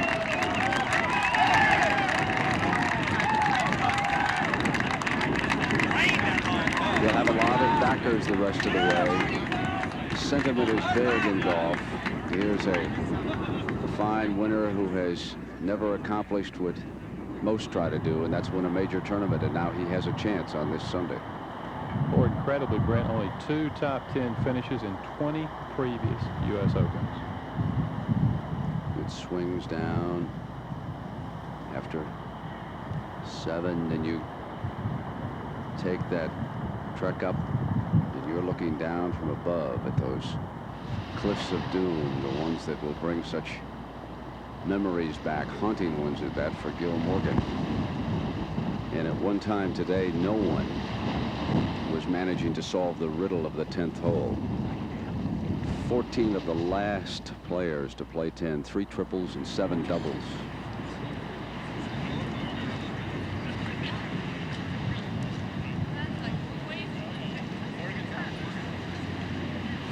Here is the difference, and this will tell you the story. For the first 7 holes, more than 200 strokes under par. Over the last 11, 1,111 over par after 3 rounds. Today, the front 7 playing more difficult, but that was because the wind kicked up. Rossi, Morgan's problems. Well, this ball is unplayable in the hazard. Can't even get to it. And now the question is as to whether it got up the hill before it crossed the hazard at the last point. Ian Woodham said it was so close he'd hate to make a decision, and I feel the same way. It was really close. The ball did blow to the right, but it was sort of always to the right. Yards up there in the ball. Left of that stake. Huh? Side left of that stake. It was purely out. I'd take a guess. Somewhere around here, I would say. That is Brooks. He's got a putt for a bogey here now, and I would describe these putts sort of like putting down the windshield of your car, except the difference is your windshield's a lot smoother than this. Jeff Sluman at 10. This hole playing as tough as any on the course today. 10 is 426 yards.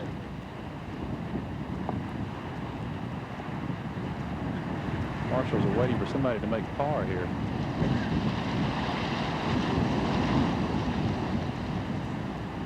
Actually, an advantage for Sluman being in the first cut of rough. He can kind of get a jumper out of there, and sometimes it'll go through the wind a little bit better than one from the fairway. Steve, I thought it was interesting that Peter Allis, before he left us, was suggesting a little bump and run game that they feature over at the British Open on a day like this. Some of the fellas might try to land it close and just bump it up, and even use their putters from out of the fairway when they get real close to the greens. Well, they've got to drive at the fairway first. That's the hard part. It's the balance in the wind to try to fit your tee shot in play.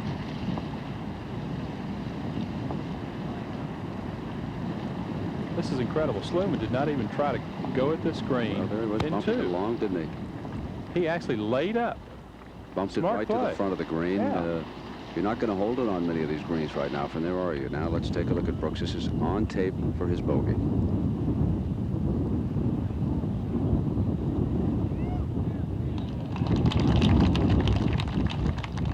Brooks at even par. Now Morgan. This was a big decision. The players and David Eager decided that the ball did get up the hill. Now, if it had not gotten up the hill outside of the hazard, he'd be looking at 7 or 8 right in the face. Now he can still get away with 6 if he plays a good shot from here.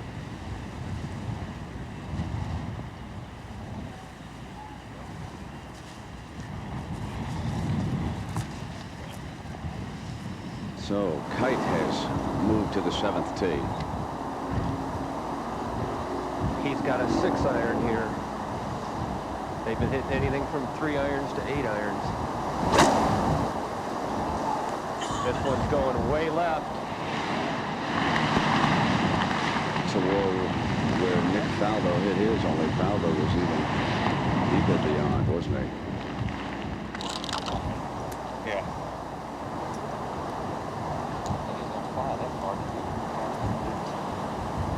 Gil Morgan has 125 yards for his 4th shot. Dropped it in a fair lie, I'd say. Not great, but fair. Probably will take a little 7-iron and try and bump it along the ground. Well, that's the situation for Gil here. His second shot went off the cliff to the right. Gil drove it down into here and then hit a big slice over here. So now he has to keep that lateral water hazard drop in play here, but it's up on top of the hill.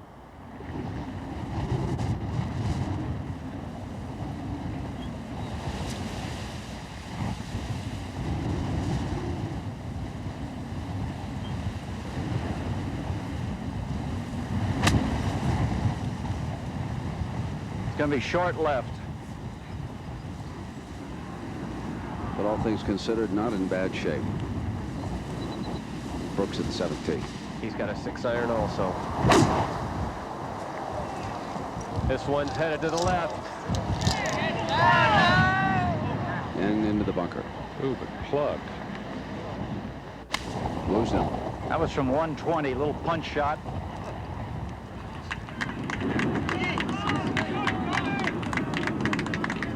Now it is Tom Kite at 7.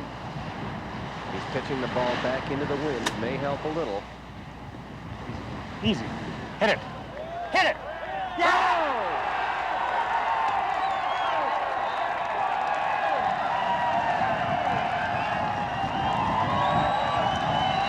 Colin Montgomery watching on a monitor, sitting inside here at even par. Now, ordinarily, you might say U.S. Open champions are made of shots like that. But keep in mind, the Cliffs of Doom and the rest of this course are still ahead. Hit it. Hit it.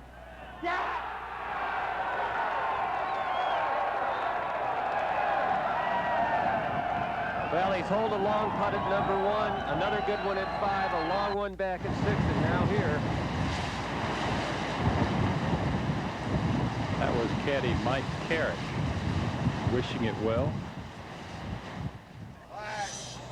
Now Morgan just trying to save a bogey here at 6. His Kite goes to 4 under, takes the lead no matter what.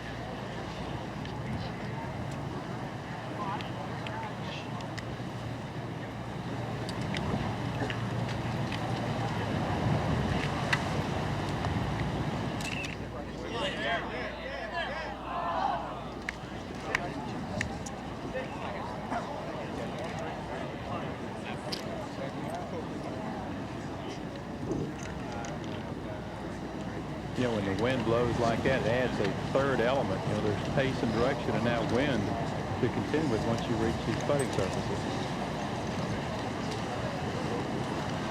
They always say it's not the number of birdies you make, but the number of pars that wins U.S. Opens.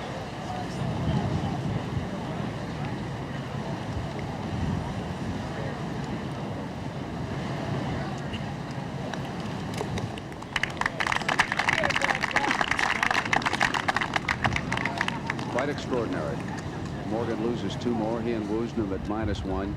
Kite at -4. And Brooks here for par. He took his second shot out of the bunker to that spot. Tom Kite and Mark Brooks hit similar tee shots here. Tom Kite has made a 2.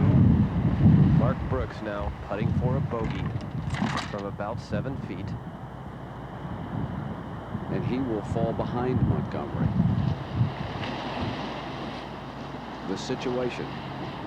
Kite with the most strokes in hand right now as he approaches the treacherous part of this course. Woosnam for par at 6.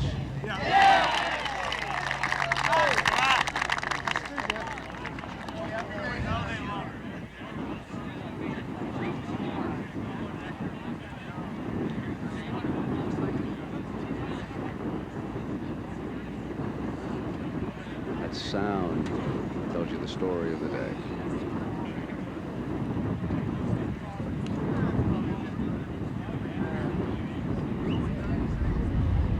Now for Bogey Brooks, moments ago.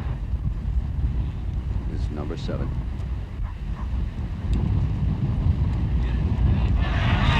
A great save.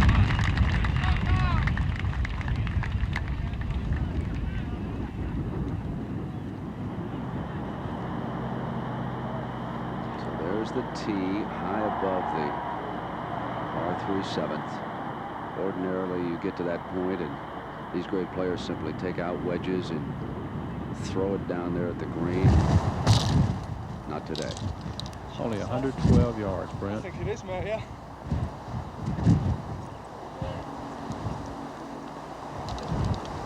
Wisdom has a 7-iron. It doesn't really matter what you take, it's just a matter how you hit it. 13 of the last 14 players have missed this green. Go. Go. Go. How'd you enjoy that? Yeah. Wonder what Ruzi thinks about that hole today. And we move over to the 8th, and here comes Tom Kite. The wind is actually so strong right now, he played an iron off this 8th tee. Thanks. Broken wind mark if you want. Okay, thanks.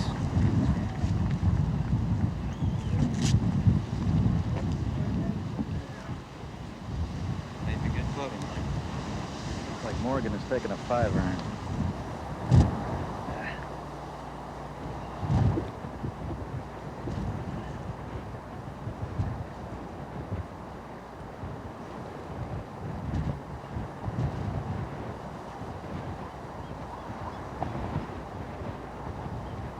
Morgan's no stranger to the wind, as we said earlier. He can play in the wind. He grew up in Oklahoma. He's got a swing that can knock the ball down. As long as you don't curve it from here, you're okay.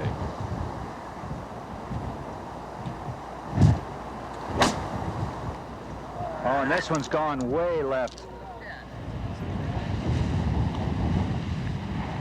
That's where Kite was. Faldo even a little bit further to the left.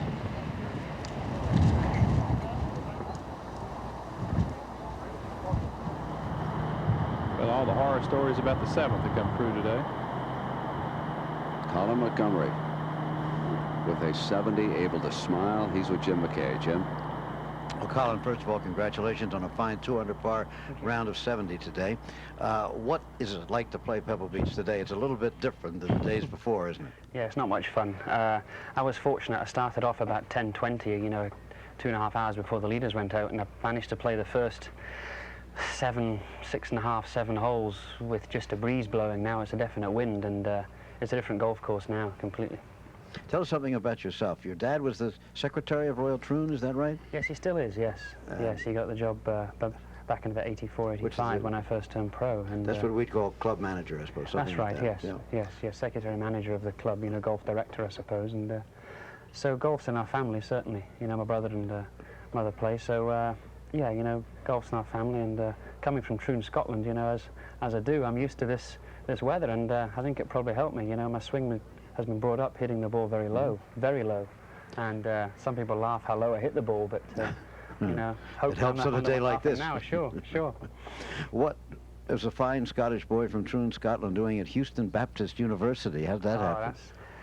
That's too long a story to go into. It's a long story. Oh, absolutely. But no, I was in the Scottish youth team back in, what, 1980, 81, 82, and I thought if I'm going to further my career, the best place to do it is out in America, and I managed to pick Houston University out there, and it was a great career boost to me, you know, to play out there for 4 years and to play competitively. I got my degree as well, which enabled me to go and turn pro with a sort of insurance policy behind me, you know, and take the pressure off a bit.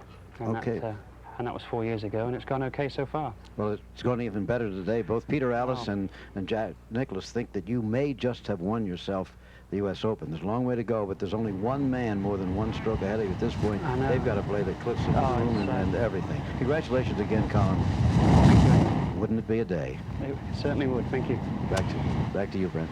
Thank you, Jim. And Gil Morgan did not have quite the success that Tom Kite just had a few moments ago. Gil Morgan has a horrendous lie. He had the worst lie you've ever seen. Knocked it, tried to get it up in the air. The club turned over in the long grass, went over the green. He was in an area where players walk off the green, and basically the grass is just laying into the player. So all they can do is try to explode this thing out of here, and the club gets wrapped up in the grass. Now he has no shot at all. I don't think he has a prayer of stopping this ball. Now Kite in this great second shot here at number 8. 176 yards from a perfect tee shot. Wind coming from the right. Bite. It's off. Glanced away. So solid, man. Did he actually hit right at the base of the stick there, Steve? Or the flag stick? It was close, but you really don't want to land it on this green today. You want to bounce it in. You want to keep it under. You want to go, and I'll go the other. Thank you. He's the leader, but he'll have a tough task here, won't he? Let's take a close look at this ball coming in here. No, he hit it right there in front. You can see where it glanced. Now, but I'll tell you what that does show you. When I thought it hit the flagstick, it shows you just how rock hard the greens have become. And let's bring in Jack Nicklaus here and ask what advice, Jack, would you give some of the fellas now as they try to approach these greens? Well, I'm not sure what advice you give them, Brent, because there's really not much you can tell them. I mean, you're seeing the best players in the world just having a horrible time. You know, people have talked about this golf course being an 11-hole golf course. This is an 18-hole golf course, and the first 7 holes, when you get into these kind of conditions, are very, very difficult, and then you're following up with 11 almost impossible holes. So the first 7 holes, you need to be able to get a good score going out, and that was what Colin had. Colin had a bit of break with the wind going out. He got off to a reasonable head start on the golf course. He didn't really get ahead of it very much, but he was 1 under par after 8 holes, and then he sort of be able to come home. But this golf course, we're finding it under the conditions that that you just don't find in America. You find a seaside golf course that is bunkered well, and there's no bounce-ins to the greens. And we're playing a golf course under European, British conditions, and you just can't play it with the type of golf that we're playing. And the guys are just going to have a horrible time, and you're going to see all kinds of funny-looking shots all day long. Anybody who can persevere, though, is going to have, it could be tough. Now let's watch Morgan here. Third shot.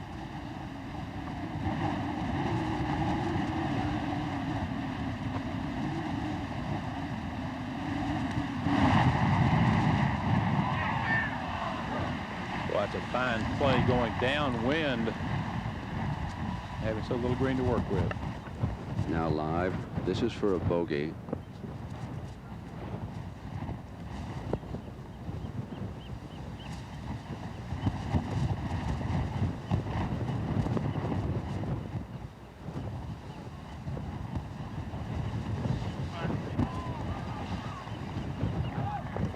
So as Morgan goes to even par, I want you to remember one thing.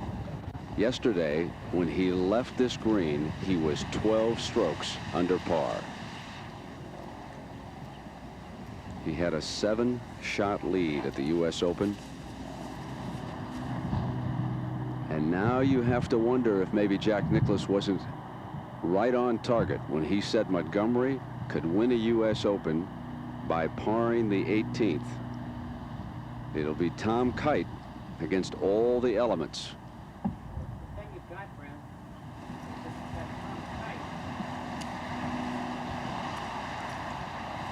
Steve, this is a tricky shot here.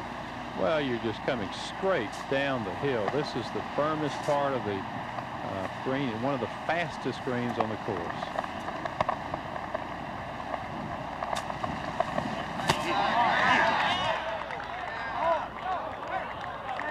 That is so good from there. After Thursday's opening round, there were 29 scores under par. Now there's just 1. Now, that graphic will show you how dramatically the weather conditions changed. Now on the tee, here's Woodruff. Wind so hard behind, you can hit any kind of an iron out here.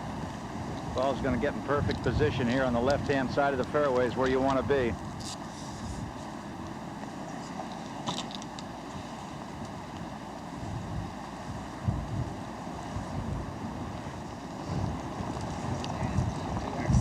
One of the wonderful things about what we're watching is that so many of you who are watching have been able to play here.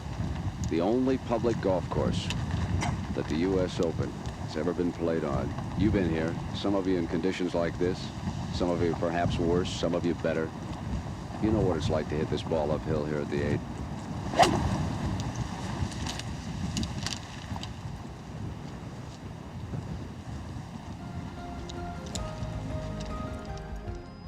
Won the Crosby here in 1983, needs this to save par at the 8th and maintain his 4-stroke advantage. There's some poetic justice in tight, making par there and birdie at the 7th.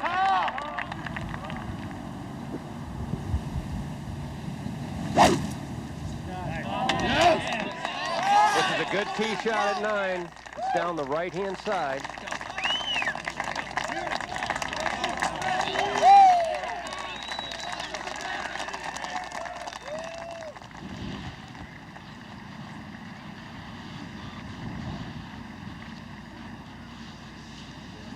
Rough again at 8, playing his second shot from 170 yards. He's going to have to land it just over the hazard and try and let it bounce up because this ball's going to fly. He has an 8-iron.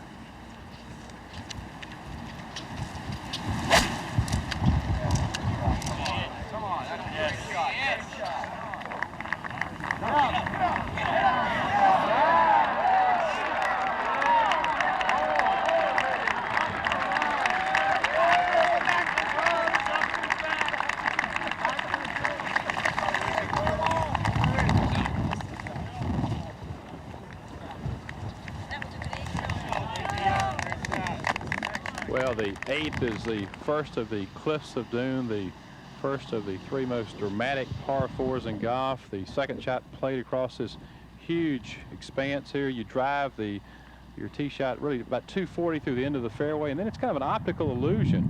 The green is really just 12 feet below the edge of the cliff. It looks a lot lower than that. Prior to that, it was Woosnam. It's from 177.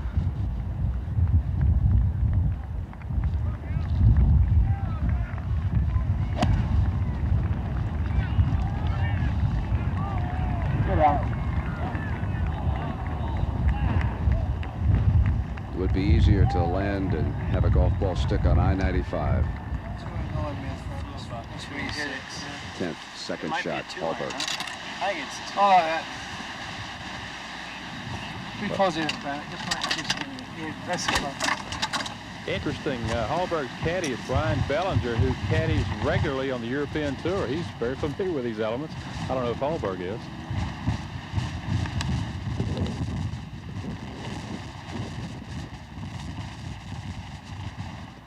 Tenth hole, 426 yard, the last of the cliff holes, the major cliff holes. We saw Sluman lay up earlier, made par by laying up.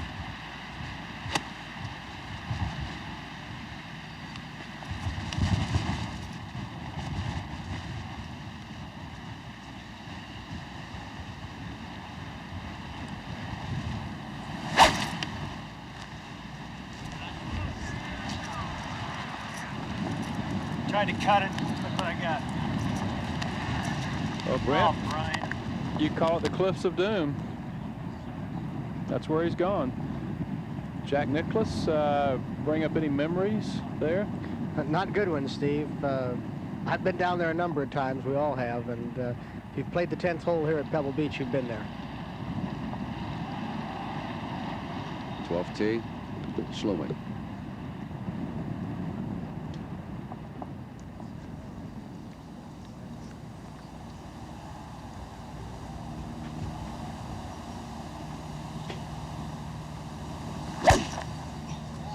That's a 2-iron from 204 yards. A lot of wind coming from the player's left.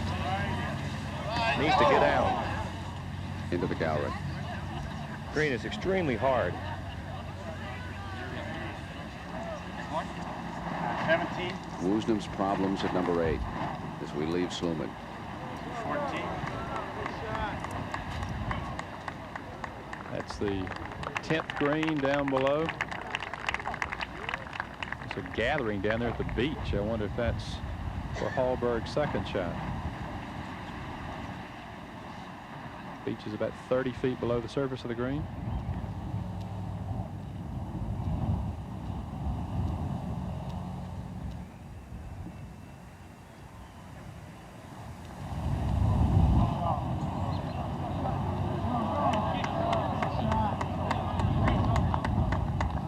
Rossi, was that a bellied wedge? That's exactly what it was. It was a very gutty shot. Brooks' second shot at 9.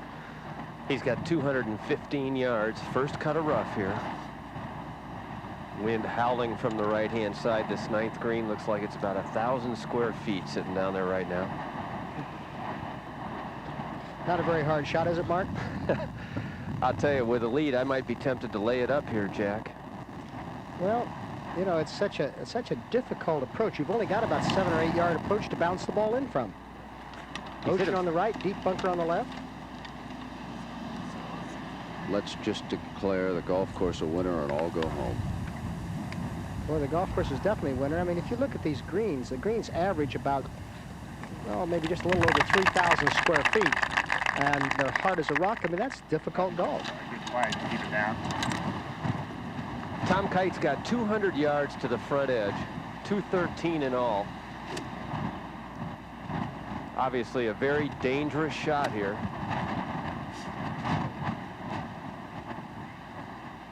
He's got a good lie. He's got it over on the flat part of the fairway. But does he have the nerve to take it out over the water and let the wind bring it back? I think he has to do that to get it on the green.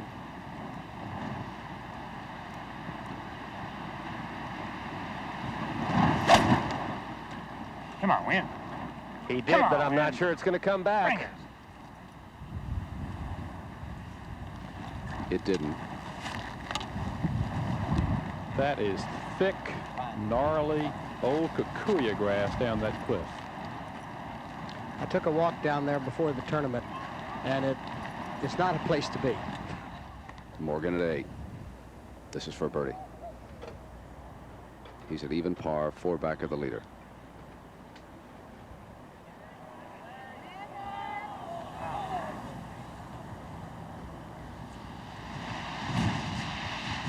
Here's Hallberg. Hallberg can get it up and down. He's even par now. He's still hanging around that what could be that magical number at 288.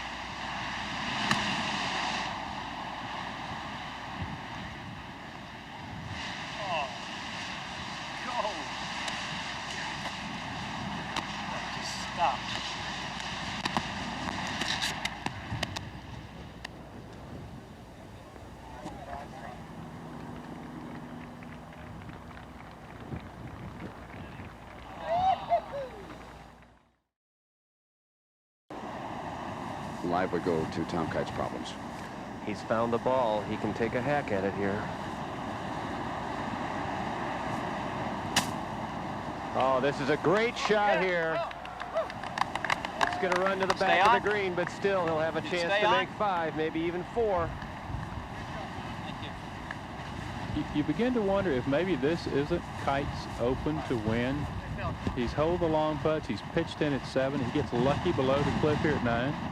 Well, you know, Steve, he's got the experience that not many fellas out there have. He's had years and years of this kind of golf, and he's been unsuccessful in open golf on both this side of the Atlantic and the other. Maybe it is his time. Draw from himself and pull it back together. He's the only one that's doing it right now.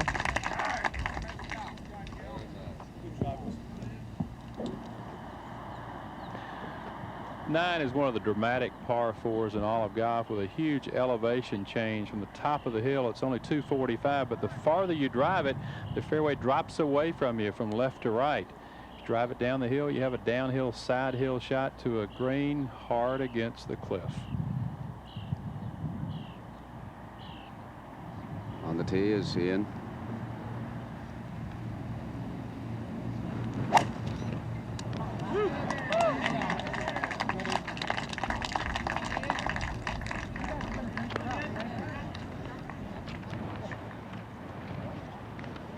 Exclamation point on the problems as Sluman is putting for par here on the 12th. An exclamation point on the problems they're encountering. Davis Love right now is 11 over par for the tournament.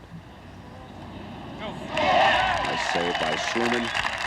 And of course, for those of you who weren't with us earlier, there will be no Grand Slam champion in golf this year. Freddie Couples finished 6 over, shot a 74 today, was one of the earlier finishers. Now here's Tom Kite for par 9. Well, this putt's for a par, but I'm sure Tom would be plenty happy with bogey right now. He's got nearly 30 feet. The putt is straight down grain, but it's actually going back into the wind.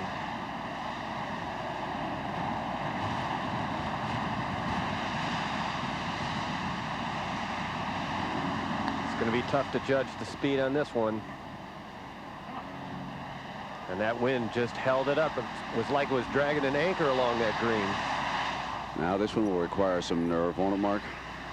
As we take a look at Hallberg, he has a double bogey here at 10.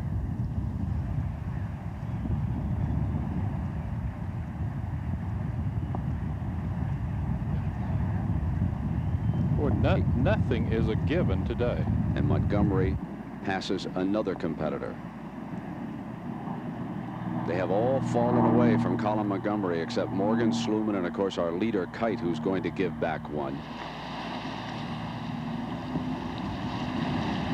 This is truly an amazing story developing here with Colin Montgomery in early. More incredibly is the fact that Kite has never won a major. Always something or someone has stood in his way.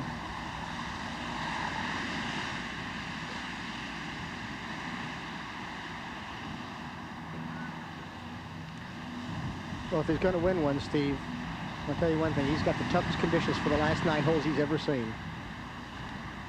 But Tom's a gutty competitor.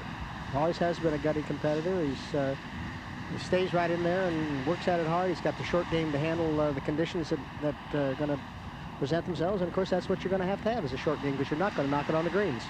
Kind of a bulldog tenacity. You know, here's the all-time leading money winner in golf. Tom Kite has not two putted, excuse me, a green today. He's had all 1 putts, a 3 putt at number 4. But he'd love to have a 2 putt here.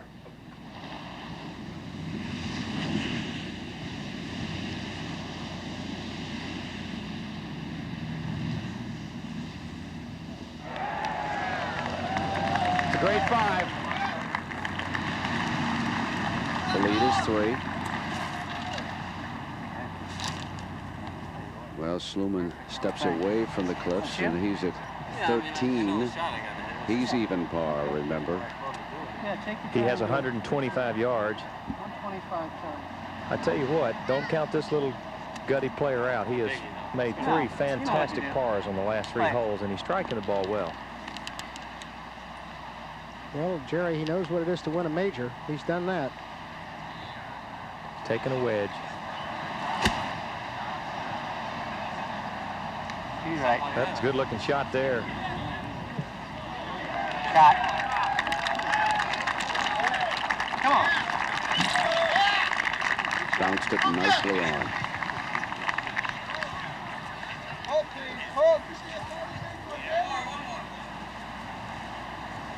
Now Morgan at 9. Gill is at a perfect drive right down the center of the fairway. That's 209 yards into the hole.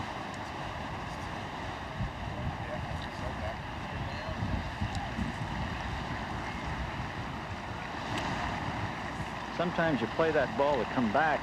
Jerry Pate and I were talking about this. If you send it out over those cliffs and something happens to that wind down over the beach, and sometimes it just doesn't blow the ball back to the left.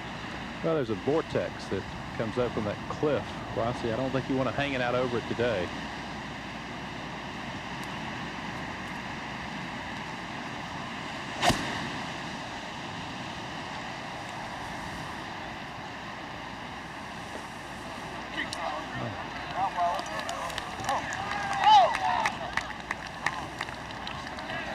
Well, that's a terrific shot for Morgan. Kite at the 10th tee. Walking up to this tee, Tom gave me a little smile and said, some bogeys are better than other ones, aren't they?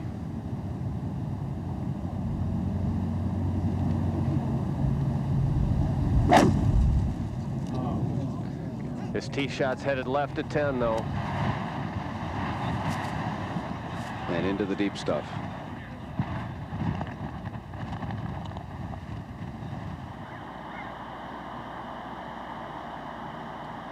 It's in the deep grass above the bunker. So as we go from the furthest part of this course, which goes outward, we come to 18, and here's the golfer who was the people's choice here this week, Andy Dillard. One time down at his club in Oak Tree, they bet him he couldn't swim the lake by the 18th hole in 35 seconds. Andy said it was much easier coming here and battling the windy conditions. He had a wonderful tournament, winding up +6. The crowds loved him. While we're away, here's Ian Woosnam.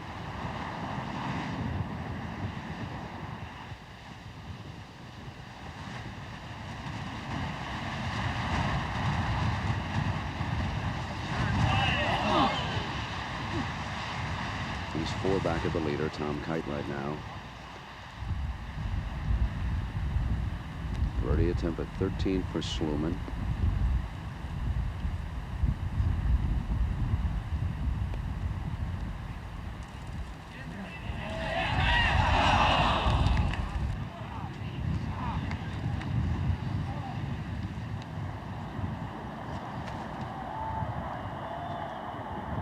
Live at 9. Woosnam. Blowing so hard now, it's really hard to stand up. Rossi, it's like Stu Miller trying to throw a pitch in an all-star game, a candlestick right now.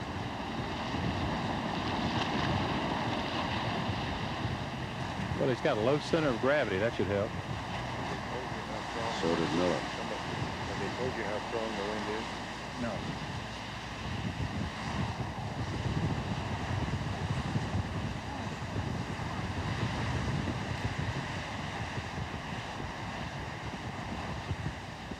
Before that is Morgan's third. He's trying to putt it from off the fringe, and I'll tell you, it's a pretty risky shot.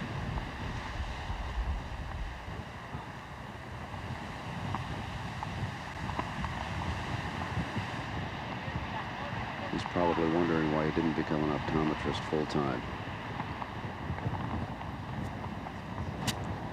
Sluman tapping in at 13, so he's even par along with Morgan. Montgomery, who's in the clubhouse watching the activity. Kite, who's 3 under.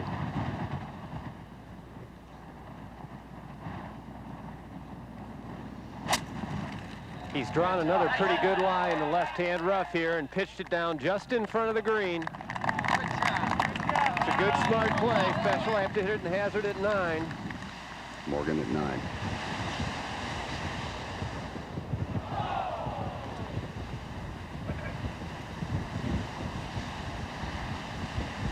There's a fine line between challenging the best players in the game and embarrassing them. I'm not sure the scales have been tipped the other way today. Brooks, second at 10.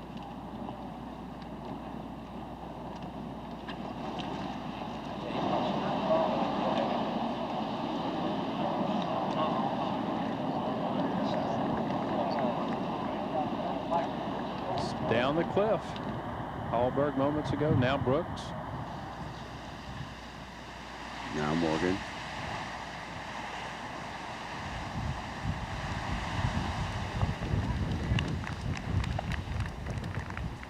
So now Montgomery gains on another one. Now he has moved to the tee at 10. He is +1 for the tournament.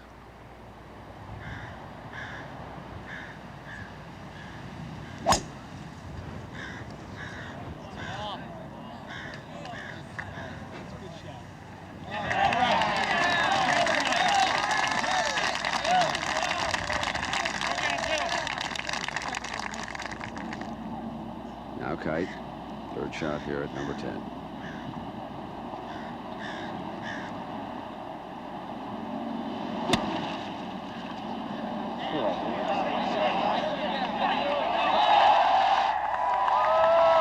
He was the first player on tour to carry 3 wedges. He kept his own stats long before it became fashionable to do so. And out of that stat keeping, he recognized he needed a 3rd wedge in his bag. Now Woosie on the 10th tee.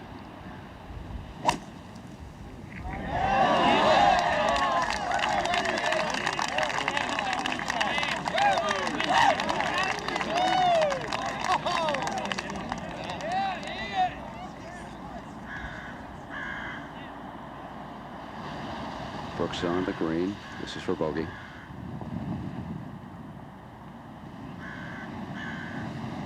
Mark Brooks, normally one of the best putters on the tour, having all sorts of trouble with these greens right now. Well, it began with a 4-putt at 3, Mark. This putt is only 4 feet, but it's very fast.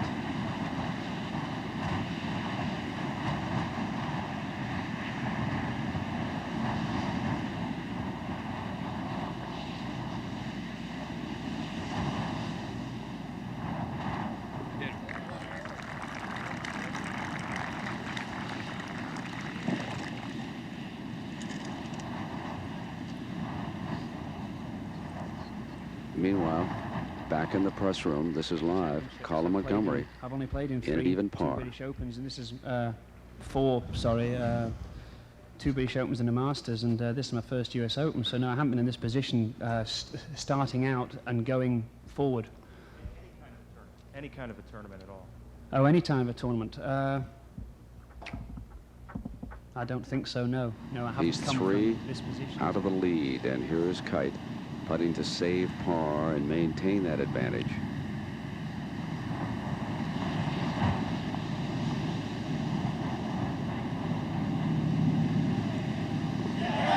And Tom Kite stays at 3 under.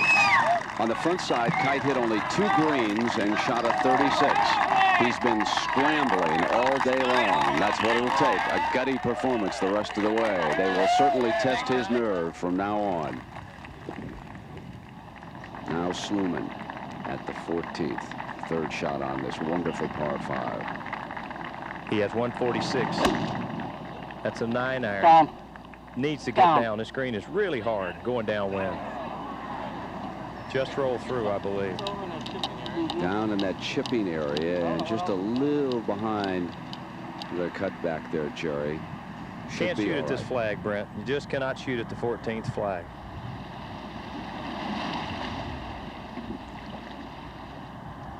Wonderful view of the fairway here in the 10th. The cliffs off to the side. Morgan has 198. Wind quite a bit in his face now and out of the right. He sure played a good 2nd shot to the 9th. Played a great shot, Steve, and then I think his choice of clubs, he tried to putt it out of that first cut of rough, and that is really dangerous.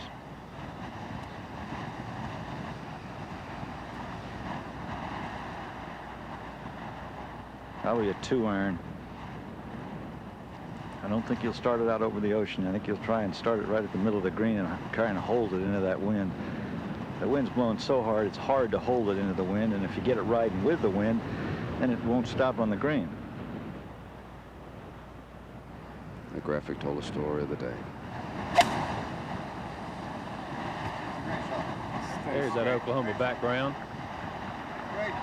How about that? There's a little run-up shot. Well, that's not good. That's brilliant. Jack Nicklaus, how tough is this 10th hole here at Pebble Beach? Brett, it's really tough. I mean, you can see the shot that Gil just played there, and he just missed actually the hazard line by 3 or 4 feet, and he's up there 15 feet from the hole. It's just a very, very difficult hole. I noticed out there the seagulls aren't even flying today. That's Woosnam from 195. Go, Tim.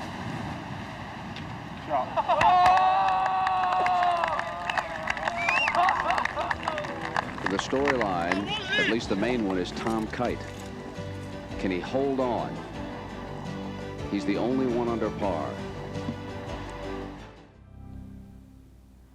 here at Pebble Beach, it is Tom Kite trying to win his first major championship. On the course as a competitor, he's earned more money than anybody else. That's earnings in tournaments where he has finished. He's the only golfer left under par, but Jeff Sluman, whom you're watching from above here, is at even par.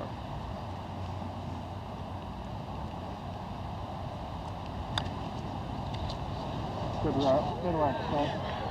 Good work, Seth. Using the putter from that chipping area that the USGA put adjacent to 3 greens. At the 10th, Morgan for birdie.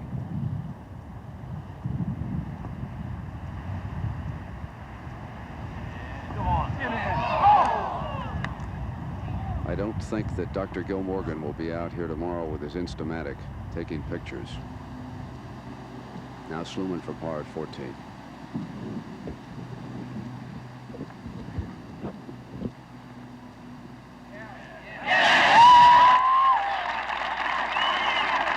Brent, he has made 4 of those now in the last 5 holes.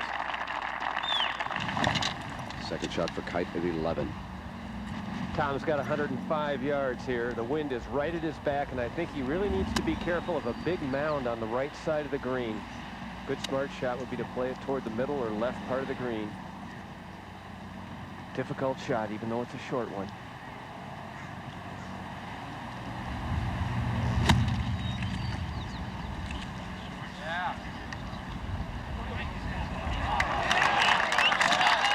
Make it 4 greens. Well, he knows at this juncture that par is his best friend. He's pars his aim on every hole now. At 10, here's Woozy for birdie.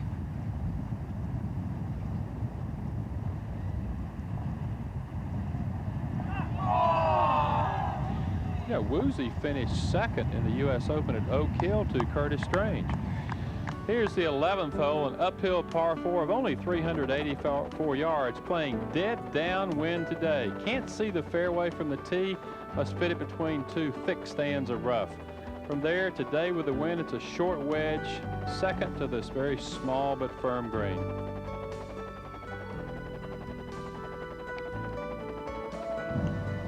Morgan's reached the tee at 10. Make it 11. This is the 11th tee for Morgan. He has really driven the ball beautifully today. It just shows you how hard this course is. 5 over par and it's driven perfectly.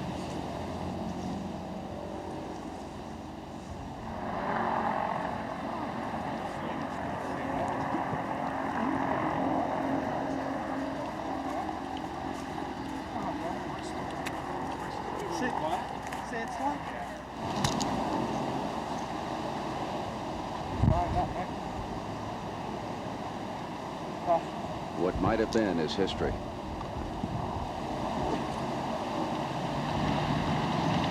This is one of the most dramatic backdrops for a tee shot.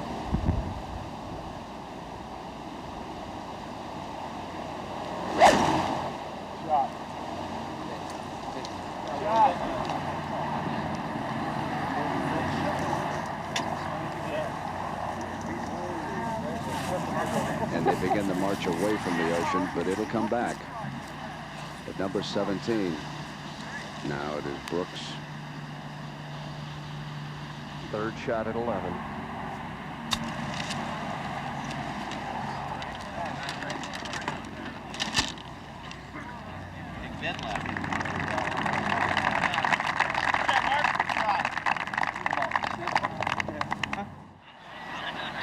Sluman, 15. That's a little wedge from 105 yards, knocking it down. Whoa. You know, Brent, as we remember earlier this year, Sluman got beat in the playoff here with Mark O'Meara. He's very confident coming down this back nine. And O'Meara didn't even reach the final 2 rounds. Another one of the amazing stories here. Now Kite for a birdie at 11.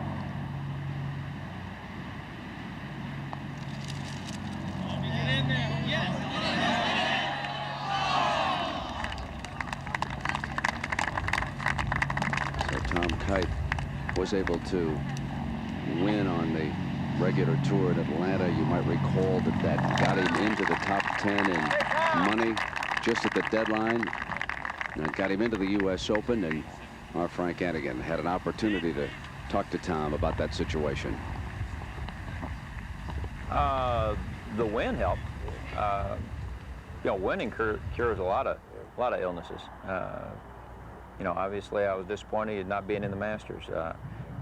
Somehow I think they need to rework their and the U.S. Open too. I think everybody needs to work it around to where the top players are in the game. I think it's a crying shame that Greg Norman is not allowed to play in the U.S. Open this week. He's one of the top 10 players in the game. I think, you know, for me not to be in the Masters was, you know, certainly suspect. But Greg had an off year last year. I had an off year last year, and we're paying the consequences because of that. Well, Greg Norman appreciates the sentiment, Tom, but after watching everyone out here, I'm not so sure, Steve, that he isn't enjoying watching what's happening rather than playing in it today. Well, he'd rather be here, Brent. Any player of that caliber wants to compete in major championships. I think the amazing thing to keep in mind is Kike makes his turn into the back nine. He and Fowler were the only two players this week to play the back nine under par from an aggregate total. And again, if you just joined us, remember that Colin Montgomery, who toured the course earlier today in 2 under 70, is sitting and watching. He is tied with Jeff Sluman here. Both are at even par. Both are 3 back of Tom Kite.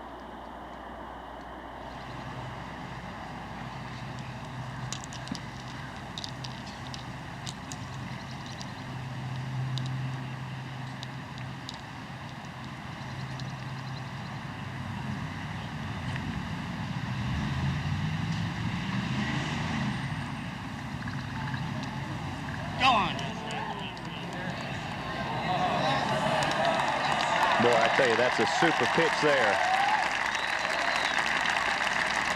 You just can't imagine how fast the greens are here coming in. He just barely touched that ball with a sand wedge. Now Morgan at the 11th, his second shot. 127 yards up the hill with the wind. I don't think that there's any way that you can get the ball inside where Tom Kite just had it. You'd have to play a miracle shot up and bounce it in the rough to the right, but there's just no way you can bounce it in front of the green even without it going to the left.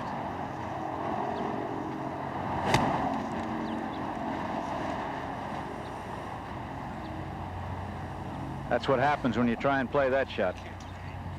Come on. Before that, it was Wisner.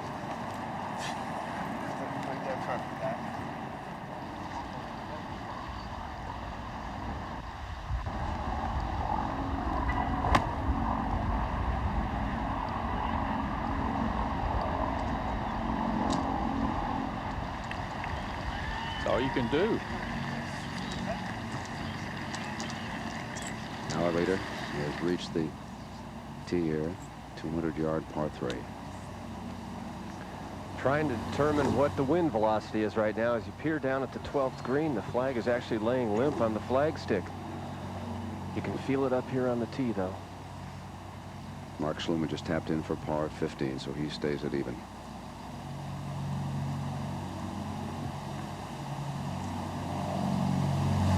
In the hole, baby! Good shot. Yeah! It's headed toward the right part of the green.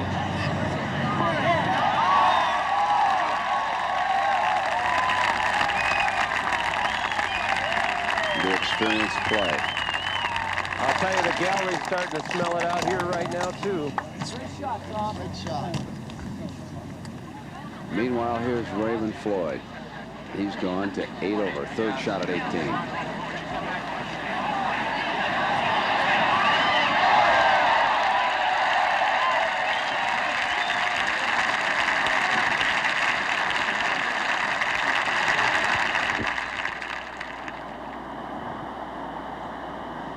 The great lady. Bottom of the screen, the 11th green. Gil Morgan. A little chip that's going to go quite a bit to his left. I think Ian Woosnam's going to play first, however.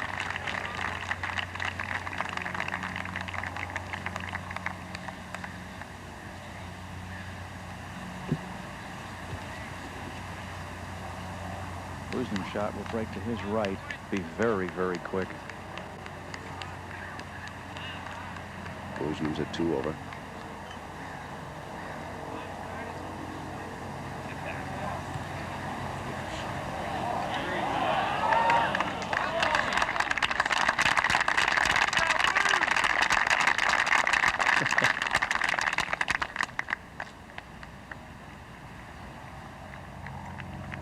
When he won at Augusta, he really kind of captured the emotion of the gallery, while there were some who perhaps protested the fact that he was an international player. I think when all was said and done, he was a very popular winner. Tom Kite will not have to worry about getting into the Masters next year. Top 16 plus ties qualify for Augusta out of the U.S. Open.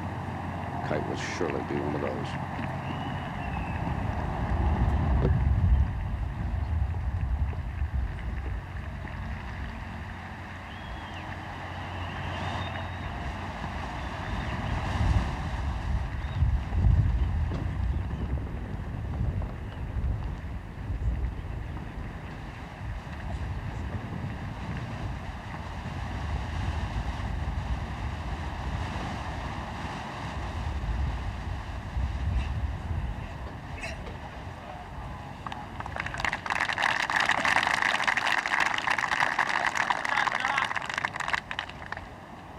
Now, Ray Floyd for his par here at 18.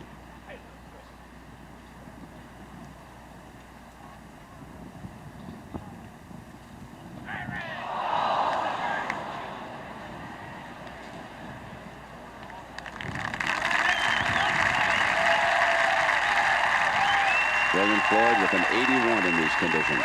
And he birdied the first 2 holes.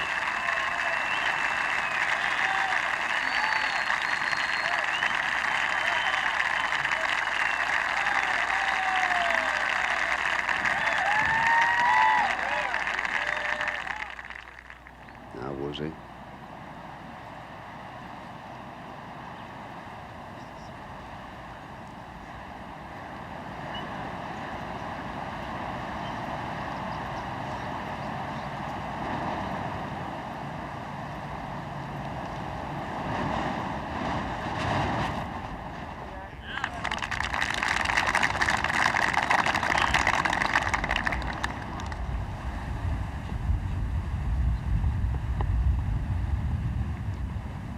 This is Brooks in the bunker at 12. It's not a very good lie here. He's got to take the club up very steeply.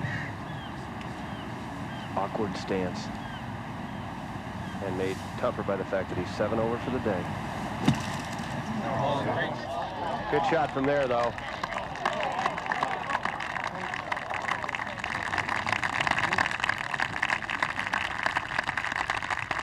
Well, Tom Kite made the experienced play here, didn't he? Going there to the safe side of this green, staying away from the flagstick in the bunker. Now Morgan for par at 11.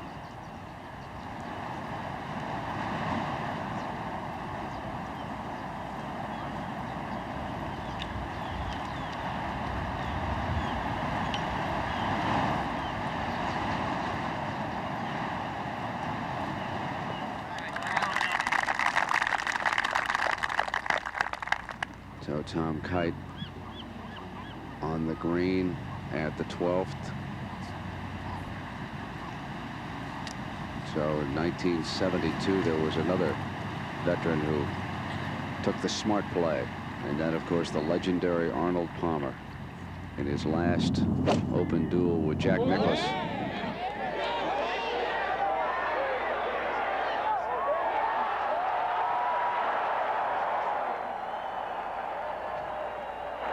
Almost the same spot, isn't it?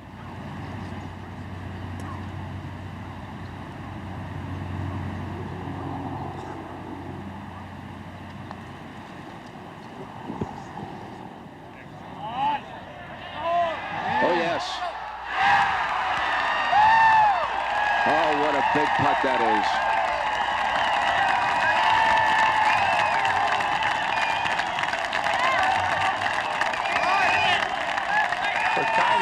Living on tour early, just being able to chip and putt, and he became a complete player, but he never forgot how to putt.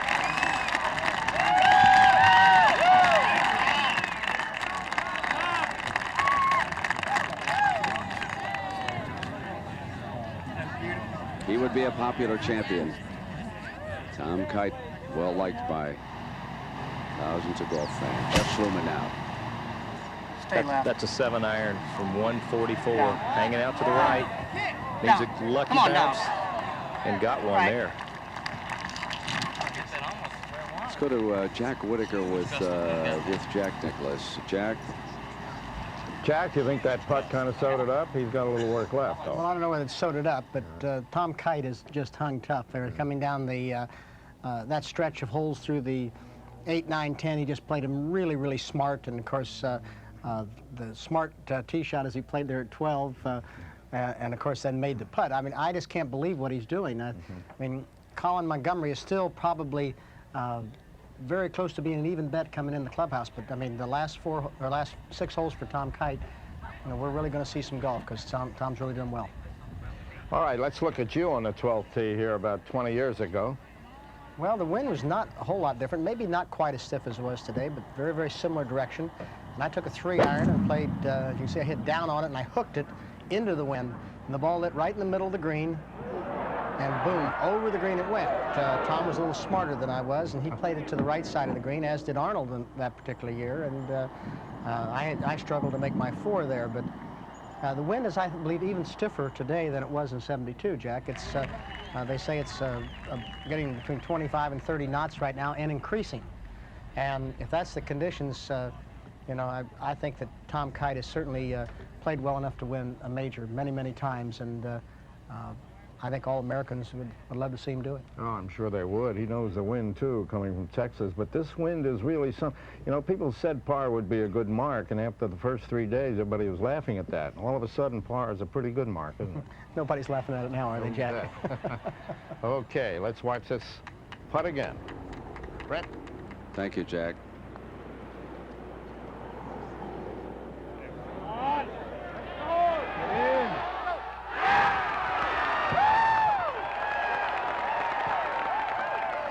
He's reached the 13th tee.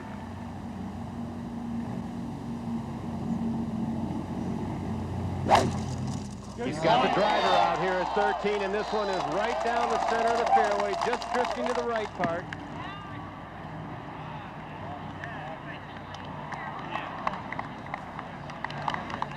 Now he's brimming with confidence. If he can hold on to par here at 13 and then approach that tricky par 5 14th, playing uphill, even if he loses a shot there, he would still be at least in decent shape. Now it is Woosnam on the tee. Here he is at this par 3 12th. Tried to hold it into the wind, but it's going way right.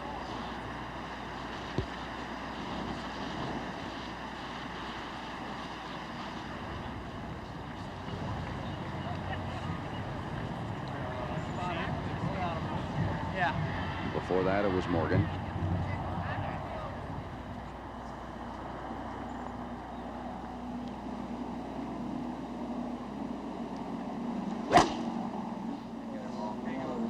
And that one's lost to the right also. And in the bunker. All right, Brent, thanks very much. You at home, you and Jack Nicklaus and I have a very big treat coming along, watching Tom Kite play these final holes. This is 13. Second shot from 117 yards, up the hill and into the wind. And it's a good one.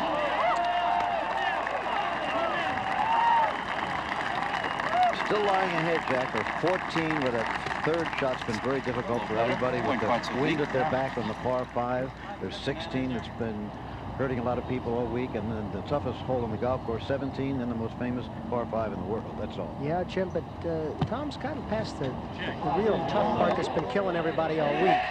And what the round of golf he's playing today is just unbelievable, I think. It is. So that was Gil Morgan. Now we're back live. That was on tape. So he held that lead for a long, long time, this championship. And now at 1 over is in 4th place, 5 shots back. What's amazing that these fellas look like they're not playing well at all. They're really playing very well. the conditions are just so difficult that it just makes them look like they're just playing terrible. And it just people just don't realize how tough it was. When we go back and I just looked at the scores from 1972. And I mean, there were 85s, 86s, 87s. In the first 10, I think there was only maybe 1 or 2 scores below 74 on the last day. And that's the kind of day we're having today. And when Pebble Beach gets windy and it gets tough. I mean, this fella right here, Jeff Sluman, is just playing terrific too. I mean, he's just staying right in there. Both of these guys are small men. They're not very large. I was going to say, it helps to be under the wind, right? They both hit it very low, both hit it very short, and have terrific short games. So obviously must be something to that. Jeff Sluman's 5'7", 135. Tom Kite's 5'8", 155. This is Ian Woosnam. It's 2 over now. Just missed his par putts. So he'll go to 3 over if he makes this. It looks very much like a 3-player situation now of Tom Kite, Jeff Sluman, and Colin Montgomery. Well, and Jeff Sluman's coming down to the 16th hole, or the 17th hole. And the 17th hole for Jeff is going to be like for everybody else. Through the years, the 17th hole has determined this tournament the last 2 times. And we'll just see what he does on it. We're talking about good players having tough rounds. Peter Jacobson had 80 today. Ray Floyd had 81. Dan Forsman had 84. That's what it's like in the wind. And I think the thing you said earlier is the important thing to remember. Whatever shot you see, remember it. These are the greatest players in the world. They're doing the best they can, Jim. There, you see, Tom Kite, 5'8", Jeff Sluman, 5'7", and very average height. So this is not a game of pure power at all, is it, Jack? Not today. Oh, what a shot from the Goodyear blimp overhead, looking down on the Del Monte Forest, the 17-mile drive in Pebble Beach. We're going to go from the blimp, zoom in. See that big bunker? That's the 13th fairway. And there's the green on your left. Somewhere down there is Tom Kite, but being only 5'8", it'll be a while since we see him. There he is. Tom's only got about 13 feet here for birdie, but it's a very tricky putt. It's not only a very fast putt, but it breaks hard to the left. What does it look like around the hole, Mark? Well, Jack, it looks like a putt you could play 2 different ways. If he dies it up on the right-hand side, it could break as much as a foot right at the hole. I think the only way to probably make it would be to hit it a little more firmly, but right down below the hole there, it looks very brown to me, and it appears if he misses it on the low side, it could go a good 5-6 feet by. That's what I meant. I meant how glassy is it? It's glassy below the hole. It looks very glassy to me. He is putting it into the wind, though, so that should help a little bit.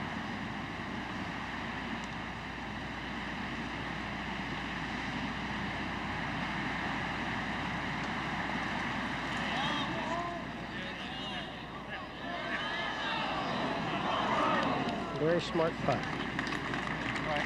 Tom knows it's glassy below the hole, and you do not want to leave yourself that putt. We have that putt here occasionally during the AT&T, and if you get it by the hole, it just keeps on going, and now you're left with a very surprising 5-footer coming back. Well, you know what it does around here, Jack. I can't imagine how many rounds of golf you've played competitively at Pebble Beach. There's a lot. I seem to learn know less about it every time I play it, too. I played over 100 rounds, that's for sure. Yeah. And 16 putts, as you saw. All right, now Jeff Sluman on 17. The toughest hole on the golf course statistically. Playing 220. That's a 3-wood. Boy, he has hit it well, but got to get up. Yep. Well, this is the hole where Jack Nicklaus wrapped up the championship 20 years ago, and where Tom Watson snatched it from Jack 10 years ago. His ball buried there, though, Jim. Yeah, I saw it. Paul Berg. For a birdie, but it's too late for Gary. Had it going for a while, but has lost a lot of strokes. He's 7 over for the championship. 9 over for the day. And Mark Brooks for a par. Brooks started 3 under. He's now 5 over. He's 8 over for the day. That's the way it's been going. Well, on the leaderboard, we only see 2 men among the leaders who have been under par today. Tom Kite, who's 1 under for the day. and Nicky Price, who shot 71 1 under. Okay, the par for Tom Kite. He moves on at 4 under. Coming up, the big par 5, 14th hole. Be kind of interesting how Tom is going to be forced to play the 14th, Jim. The 14th hole, I don't think that Tom can get home in 2. Even downwind. And even downwind. I think it's a very, very difficult situation. Morgan in trouble again. Hit a terrible drive here, kind of a duck hook. Now he has a lie, can't hit it at all. I mean, it just pitch it out. Dropped it up the fairway. First real bad drive he's hit all day. It's the first time the wind's coming from the other direction on him, Rossi. That's right, Jack. Well, the 14th hole is 565 yards. The closer you can drive it to the right-hand bunker, you have a chance downwind today to sort of get through the dog leg a little bit and get yourself a chance to get home in 2 with the wind coming up behind your back. If you can't get home in 2, you have to lay it back about 100 yards so that you can play a shot over the bunker into a very, very small section of green and hope that you can hold it. I don't know whether you can hold it today going downwind. You may have to play to the right side.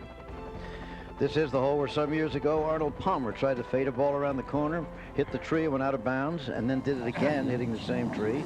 That night, lightning struck the tree. In those days... It fell right down, and we didn't have to contend with it the next day, Jim. That's right. Okay. Tom Kite, age 42. I'll tell you, in the Open in recent years, it really does seem like experience counts, with Floyd winning at age 43, Irwin at 45, Morgan leading at 45, and here Tom. Well, what happens, Jim, is that our golf courses on the tour are getting so perfect. Week after week after week, we have the same conditions. We have perfect greens, soft fairways, not extremely difficult rough. And we get to a U.S. Open or a British Open, all of a sudden we get the old-time conditions. We get the hard fairways, the hard greens, and the deep rough around the greens. And all of a sudden we're forced to play a game that we're not familiar with, and then we have to adjust to that. And the fellows who have had the experience of a lot of British Opens and a lot of U.S. Opens through time have learned to cope with those conditions. And Tom Kite has had years and years of that experience, and he's obviously coping with it very well. And the short game is the key to that. You've just got to be able to get it up and down and have a lot of patience. I noticed the other day, Big John Daly said, it ain't no fun when you have to be conservative. Well, that's the way you play under difficult conditions. Looks like he came out of his pitch mark, doesn't it? Yes. This is on tape. Yeah, definitely it looked like it was buried when it hit. It must have popped out. What a wonderful bunker shot. Oh, isn't that though, huh? Jeff Sluman, even par for the day, even par for the championship. He had earlier rounds of 73, 74 to 69 yesterday under difficult conditions. Now here he is live. Well, he really has to make this one. Not any chance. Should be about a left edge putt, I would think, here. A little bit more slope than grain, I think.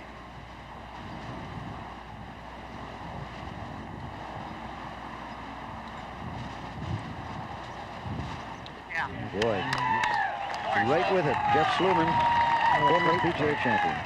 Great par there. He's pretty gutty, isn't he, Jack? You bet, Jerry. It ain't over till it's over. No, not when you make a par in 17 under those conditions. And now Morgan's third shot on 13, par 4. From 130.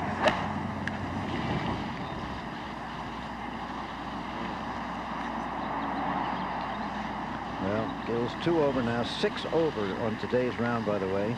Ian Woosnam also 6 over for the day.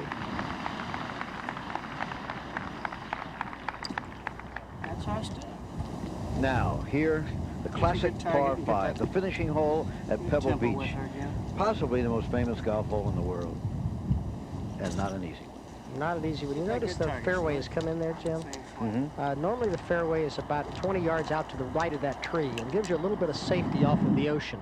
And the wind's blowing left to right today, which means that you're going to have to stick it out over the ocean and try to keep it up around those trees. You get into that thick rough on the right, and it's a very, very difficult shot to get down to make to get your approach shot or your second shot in position for a good approach. Well, I think it takes a little nerve to put that ball out over the ocean when you're battling for the U.S. Open Golf Championship. Well, the one thing for sure, though, with the wind, the direction it's blowing, It's going to help you. It's going to blow it back. Is that right, Jerry? Sure is, Jack, and the wind is obviously big left to right. Jeff has a 3-wood out. Just going to, as you said, try to play the ball into the fairway. Not thinking about getting home in 2. Good hit. Well, sliding right needs to get down quickly. No. Well, it's in the first cut, so. He's fine there, just Yeah. fine. Very interesting here with Tom Kite, Jim. Tom knows he's played Pebble enough. He understands that if he lays it up, he doesn't have a shot. Yeah. He's going to take a chance. He's got out of bounds left. He's got out of bounds right. But he's going to take a chance to throw it up into that neck and give himself a chance for a 3rd shot. That's a gutty play. Long shot, par 5, remember. He's probably got about 280 yards in there. It's exactly 284 to the pin, Jack. 264 to the front edge.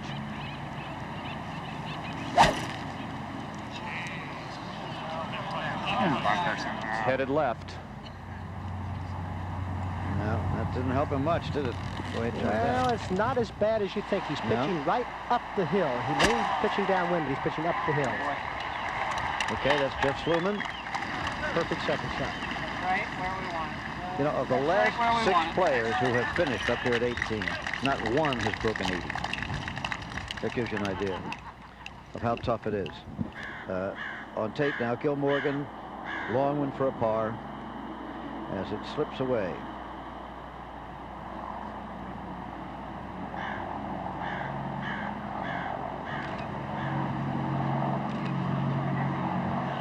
Oh, good putt. But no, and so he goes to 7 over for the day, 3 over for the championship. Mark Brooks, who also had dreams early in this afternoon, but now finds himself at 8 over for the day, 5 over for the championship. He's going to take a smack at the green also from about 275.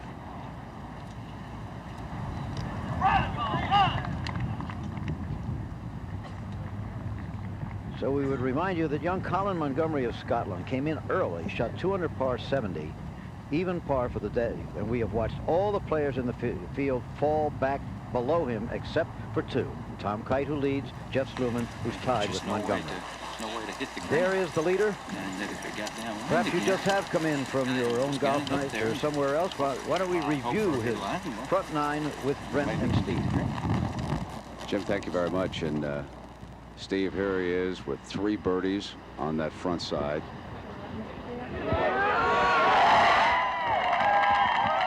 Really set the tone for the day with a putt at 1. Played his second shot through the green in the short 4th.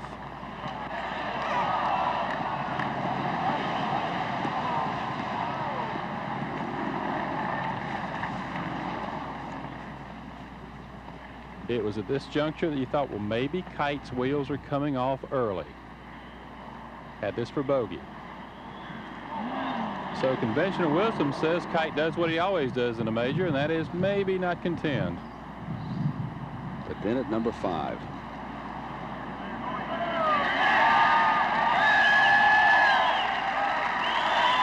Big boost there when it was slipping away. One of his birdies. Par 5, 6th hole uphill. Struggle to reach the green in 3. Then a magical shot here at 7.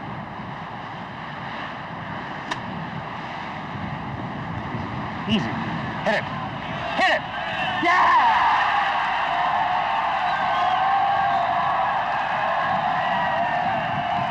That's as much a relief as anything else. But then he was able to find his ball here at the 9th and watch his 3rd shot. Hit a horrible second shot here. Was lucky to be able to find it and then play it. Stay on? Did it stay on? It stayed on, Tom. Tough putt for bogey here at 9.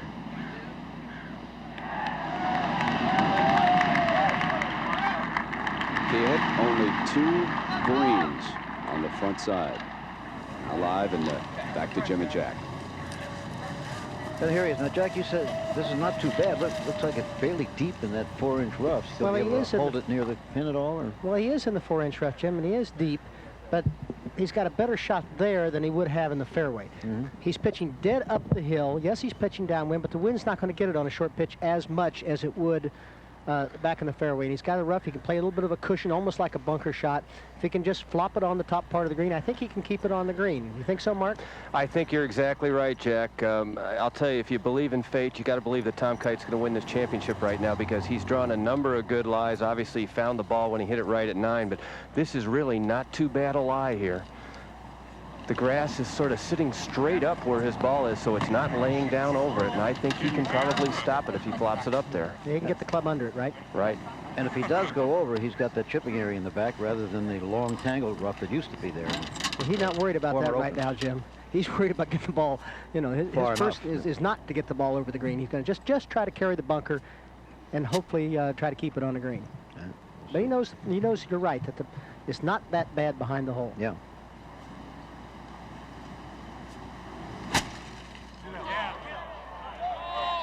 Oh boy. Perfect. Oh boy. Of such things are Open Championships made. Tom Kite lies 3. If he makes that putt, he'll go to 5 under, and we'll have a 5-shot cushion with 4 holes to go. But that shot was made by the gutty play on his second shot with the wood. And that was a really gutty play to play that second shot, leading the tournament. It's called course management, or just plain thinking. Here's Sluman now. 3rd shot on 18. That's a 9-iron from 121. Needs to get up just a little bit. It did. What a gorgeous shot. Oh. Looks like we've got a new leader in the clubhouse. That's right. He makes that. He goes to 1 under for the day and for the championship. What a fine round of golf. Jim, I walked with him when he won the PGA Championship in Oklahoma, and he has the same confidence going today. His swing is just perfect. 34-year-old touring pro, looks younger than that. Take it in. Outlined against the blue California sky. Jerry, his tempo has been awfully good coming home. Is it that quick to start it? Well, Jack, he's a very, very tightly maintained swinger, and in this wind, he can really play some shots. He keeps his swing in total control. That's terrific. And so, if Tom Kite makes his putt, he still may have only a 4-stroke lead, not a 5-stroke lead, if Jeff makes his. That's right.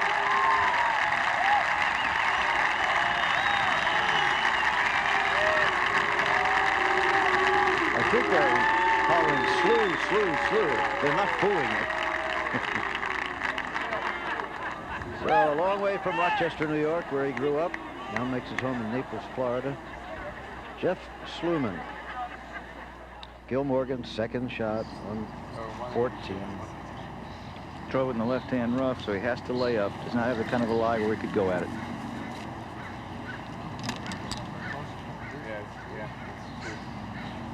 Jeff Sluman has been in 6 Opens before, missed the cut 4 times, finished 62nd and then 14th in 1990. So far this year, he's had a good year on tour, though. I don't think that's indicative of Jeff's talent, though. Jeff is a very, very solid, and I still consider Jeff a very young player. He's just coming into the prime of his career, and just can't believe that guys can play as well as they're playing under the conditions that we're seeing today. I mean, the 2 rounds that Jeff Sluman and Tom Kite are playing are just unbelievable to me. Jeff, by the way, did finish 2nd in the AT&T National Pro-Am here this year at Pebble Beach, so he's been around here before. Looking at the 14th hole from the Goodyear blimp right now. Ian Woosnam will play next. Woosnam's going to wait. He's going to have a shot at the green, so he's got to wait till they get off up there. Okay, let's go back to 18 now. Jim Gallagher, Jr., playing with Sluman. Gallagher started the day even. He's now 11 over. Had a round of 81 today. All the way. Come on, man, please. Lots of 80s. So that's 7 players in a row that have shot 80 or over. The last 7 players that have played up here. That will not be the case for Jeff Sluman. If he makes this, it'll be 71, 1 under par, classic round under these conditions. You know, Jim, when he finished second at AT&T, he holed a crucial putt on the last hole on top of Mark O'Meara. The guy has an unbelievable amount of courage and guts, and he's played a great round today.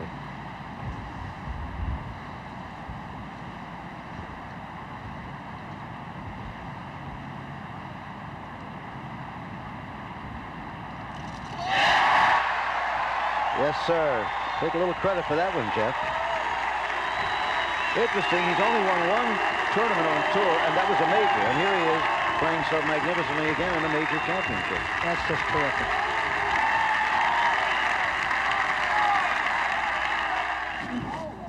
Tom Kite making his birdie on 14. He goes to 5 under. But still has a 4-stroke lead because of Sluman's birdie on 18. So Jeff Sluman appears to be one of those guys that you have to admire so much, to whom the major championships are vitally important. They're not just another golf tournament. I seem to remember a guy named Nicholas who felt that way. Woosnam tried to hit a driver out of the rough, but it didn't get up in the air. It's just short of the bunker, just on the left edge of the fairway.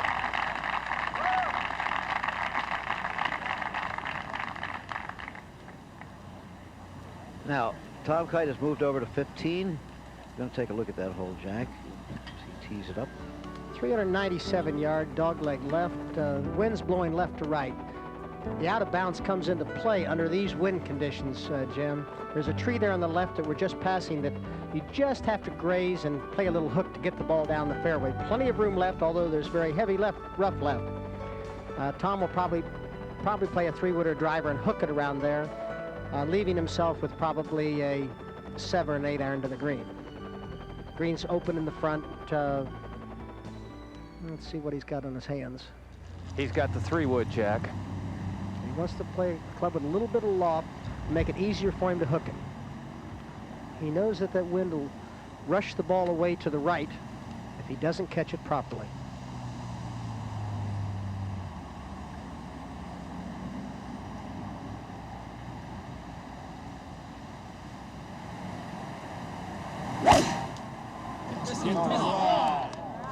Well, he pulled it and hooked it also, but it did clear the tree.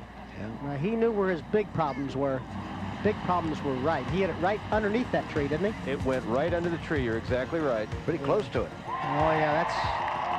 Many balls hit that tree and dropped in that barranca right there in front of the tee. Father's Day. He was the father of 4, including twins, Tom Kite. He took a couple week off very recently to take his kids, his wife, his whole family to Baltimore for the U.S. gymnastics trials because one of his little girls, a gymnast, he wanted her to have a chance to see it. And while he was there, he told several people, he said, "You want to make a good bet on the Open, bet on me. I think I'm ready this time."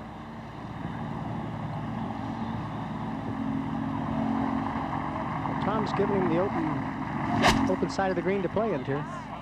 He didn't have a very good lie here. 139 yards, but a great play. Yeah. Just down in front. I'm sure he'll be happy with that mark. 14, Ian Woosnam. Laying it out. Now he's in a tie for 4th place with Nicky Price, who shot 71 today, and Gil Morgan, who is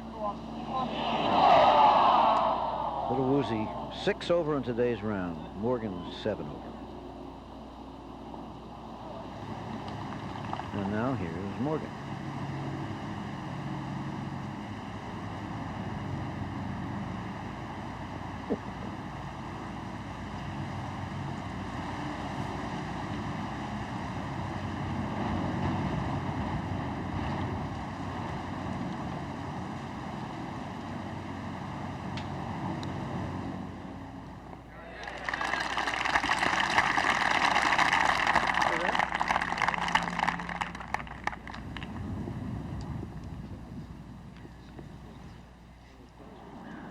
On the 17th tee, Payne Stewart, the defending champion, but look at that.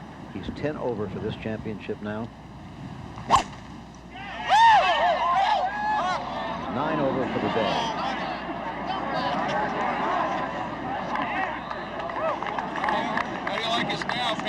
Short right of the hourglass-shaped green 17 is Payne Stewart.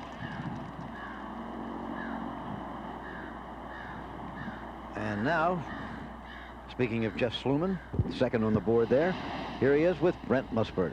Jim, thank you very much.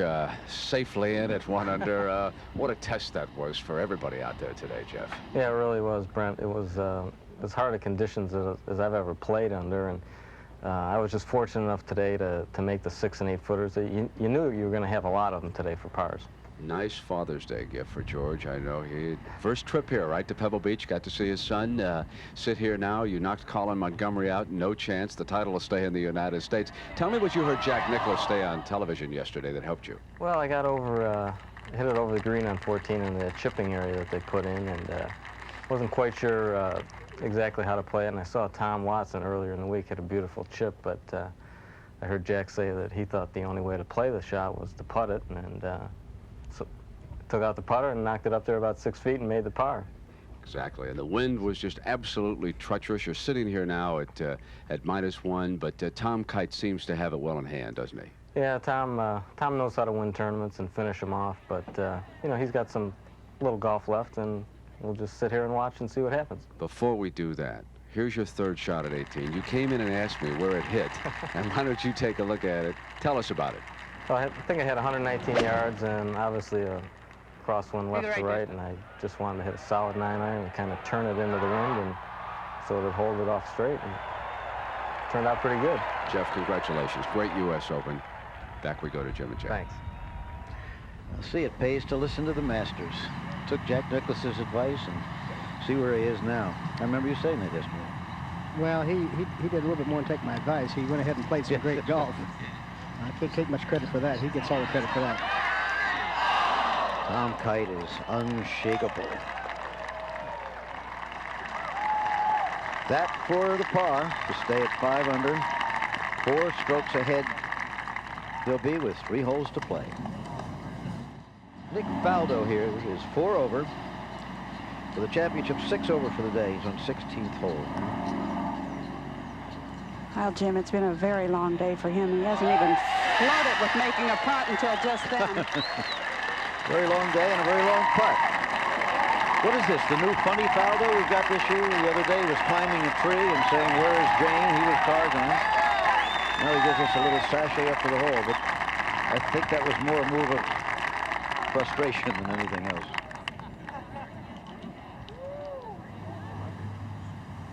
Tom Kite.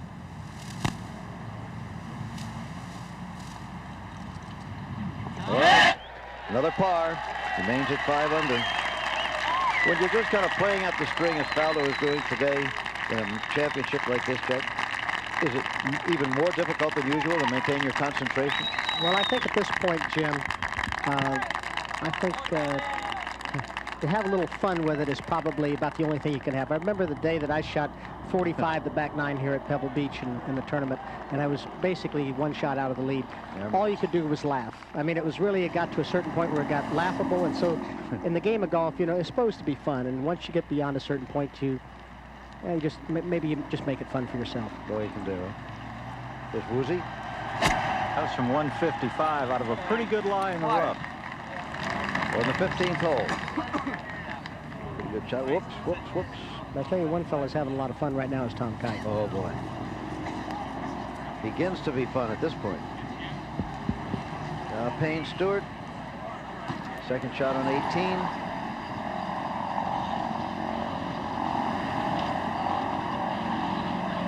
Not like last year.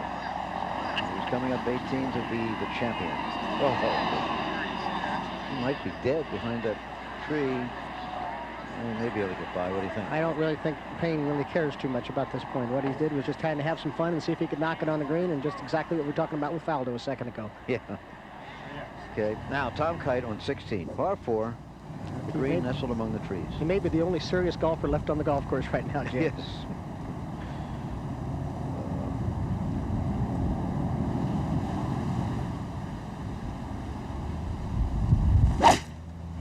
This is another 3-wood for Tom Kite. Headed toward the right-hand side. Whoops. Caught the rough.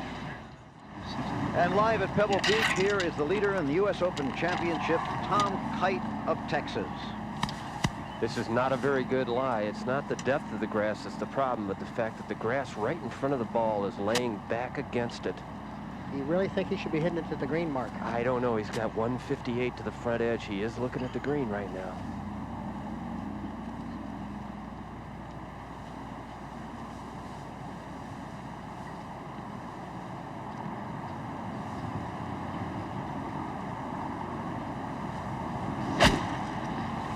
Boy, he got a lot of that shot.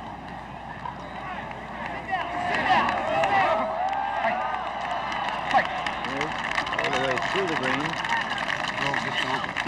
Oh, that's some shot. Boy. I think Harvey Pennick would have been proud of that one, Jim.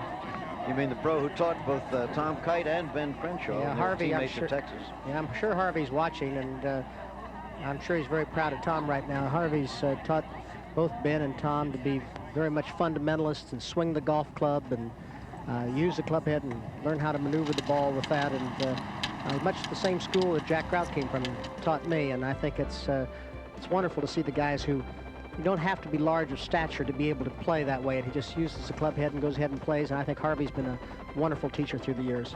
As we look at the 16th hole right here that Tom Kite is playing. Interesting that both you and they did stick with your one pro. You had Jack from the time you were a kid, right? Right, Jack, until the time he passed away a couple of years ago, and then... and you still went back to him? That's right, and they still go back to Harvey. Right. Payne Stewart, want to see a shot? He's out of the championship, but this was his approach to the 18th green with the gallery gathered around. Chance for a little fun, perhaps. Look at that.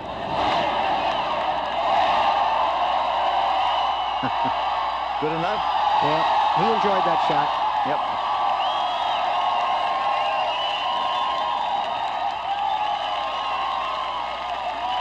As he hit that shot, however, he was 12 over for the day. Well, he's only going to be 11 when he finishes. That's right. There, we look down on the whole thing. There you see the lodge in the upper left-hand corner, and some of the rooms are in those other buildings around the golf course. It's a great place to be, no question about that. Here is Ian Woosnam, not thinking about any of the amenities right now, but just what has slipped away today. Coming off a bogey at 15. That one's in the left rough. 7 over for the day now, 4 over for the championship. Is Ian Woosnam of Wales. You know, he's played in a lot of wind, but it's gotten almost everybody today. Yeah, it really has. Gil Morgan hit ahead of him, and here's that shot. Rossi, when do you think that these two fellas felt like the tournament was over for them? Well, I think it was over at the 6th hole for Gil. He was going along real good, but after hitting the perfect drive, Jack, he committed the cardinal sin to put it down the cliff and made 7. And from then on, he knew, with Montgomery in the clubhouse at even par, he knew it was a tough fight. You could see it on their faces. That's right, yeah.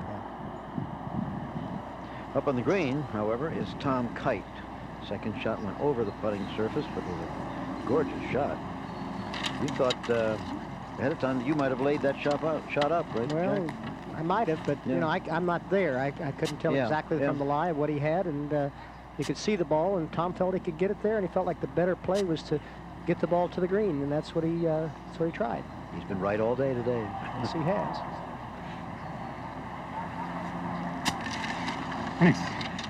Get up there. Come on. Help. All right. Bit of a putt for the par 4. I don't think he's too worried about that right now. No, not 4-stroke lead. No. 17 and 18 yet to come. You'll want to have a look at those. Be interesting how Tom plays 17.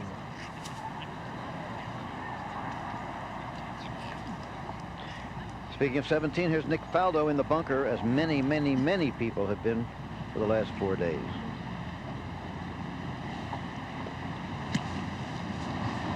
Faldo's at 4 under for the championship. Gave it a good try.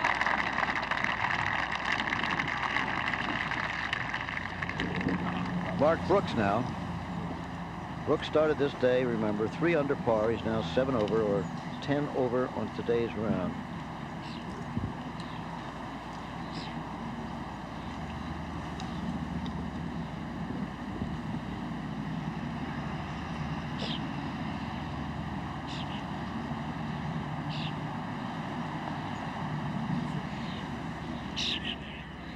That's the way it goes. A long afternoon for virtually all the players on the golf course here, except for Kite and Sluman and Montgomery, really. I'm trying to put myself in Tom Kite's head here in a second. Sure. Let's have a quick look at Scott Simpson on 18, former U.S. Open champion. Always plays well in the Open.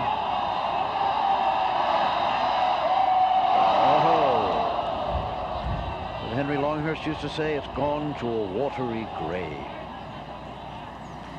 Yeah, if you put myself in Tom Kite's head here, Tom's looking at this, and this is an important putt for him for the simple reason that he's got a 4-shot lead, and he knows he's going to 17, and allow him to play 17 for a 4. If he makes 4 here, or 5 here, and then he goes to 17, then he's got to be a little bit more careful at 17 what he does. But if he makes this, he can play 17 for 4 and 18 the way he wants to play to win the championship. Didn't do it, however. Missed that. The lead drifts to 3. 3. Now he's going to be wondering, how does he play 17? Is he going to take 17 and take it at the hole, or is he going to take it out to the right of the hole and still play it for 4? I still think the right play for Tom is to play it out to the right and play the hole for 4. I don't think that he should take any chance of the ocean at all. And I know that he's thinking that. I can just see when he was upset when he handed the putter back to the caddy. He says, now what am I going to do at 17? What's been playing almost as a par 4 today. Yeah. And if you play it as a par 4, you can make 5 on it. That's the problem. Then 18 becomes a real tough hole. So, you know, that's be very interesting how he goes about playing this hole. Statistically, the most difficult hole on the golf course. The hole where Jack Nicklaus hit a 1-iron that hit the flagstick and ended up inches away to wrap up his 3rd Open title in 1972, 20 years ago, and where 10 years ago, Tom Watson chipped in from the terrible lie off the left back of the green to snatch the title away from Jack. So many things have happened at 17. Yeah, but you can't get there this time with an iron. Right. And that's the whole thing. The wind is coming right into their face. I assume just slightly left to right. Is that correct? Mark? Mark Rolfing is out there. He's probably making his way over there.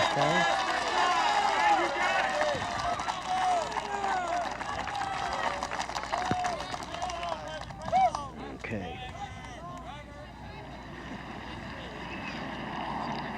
Ian Woosnam now at 16, out of the rough again. 170, take a big shot out of this rough to get there. He's hit a beauty, though. What a great-looking shot. Yes, indeed. That is a marvelous golf shot right there. Just over the back, Rossi. Puttable. Gil Morgan has 160 out of a not very good lie. It's not real thick. The ball's sitting down. Almost impossible to stop it on the green. Just joined us. Morgan's 3 over par now. He's played himself out of the championship. 7 over for the day.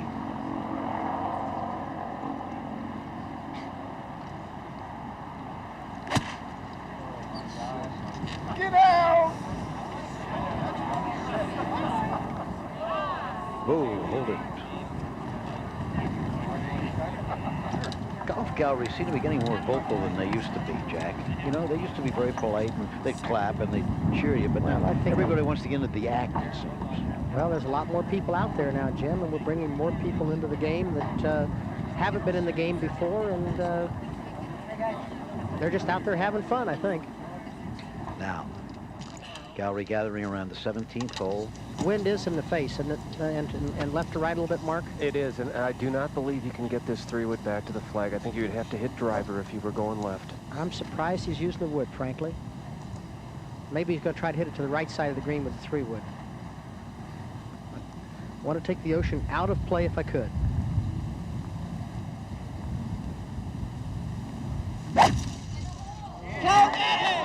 It started to the left part of the green. And there you have the long bunker shot.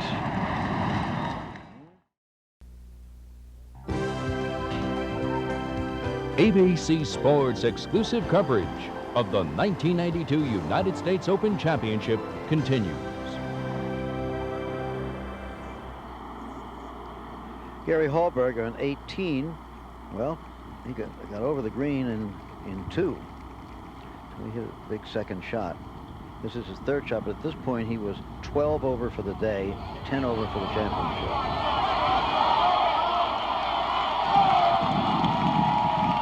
Well, is that all right? So the tap in for the birdie that brought him back to 11 over 83. And he started the day very much in contention. And it all took place here at Pebble Beach, the 3rd U.S. Open Championship played on this course. Gil Morgan at 16.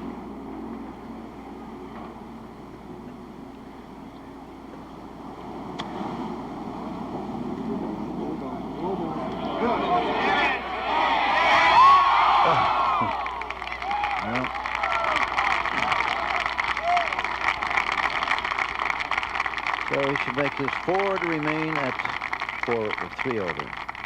Now, Kite, second shot. Jack? Awkward stance. He's got a long bunker shot. Put himself in a position that I'm sure he doesn't want to be there.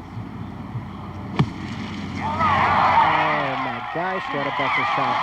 Is that good or not? Huh? Well, I suppose if you're Tom Kite with the short game that he's got, I guess he doesn't mind the bunker that much. That was an absolutely beautiful shot. Highest final round scoring average in the U.S. Open since 1946, and since after World War II. Pebble Beach here 20 years ago when you won, Jack. Then Brookline in 63, that was the triple tie, Julius Boros, Jackie Cupid, and Arnold Palmer, right? And here is Gil Morgan for the par.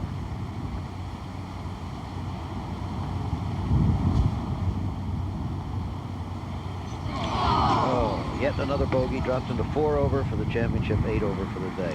Mark Brooks for the par. And no. Maybe better watch out for the bogey. So.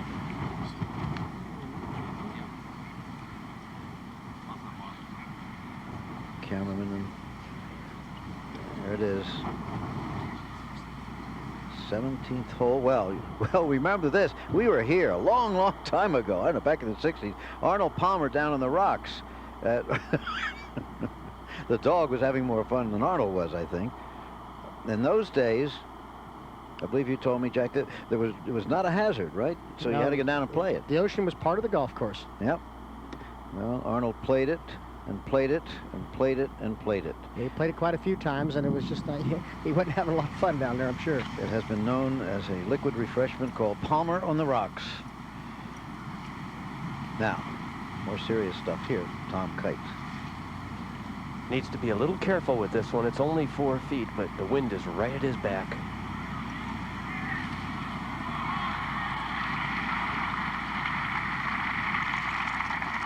No. Better make sure of that one.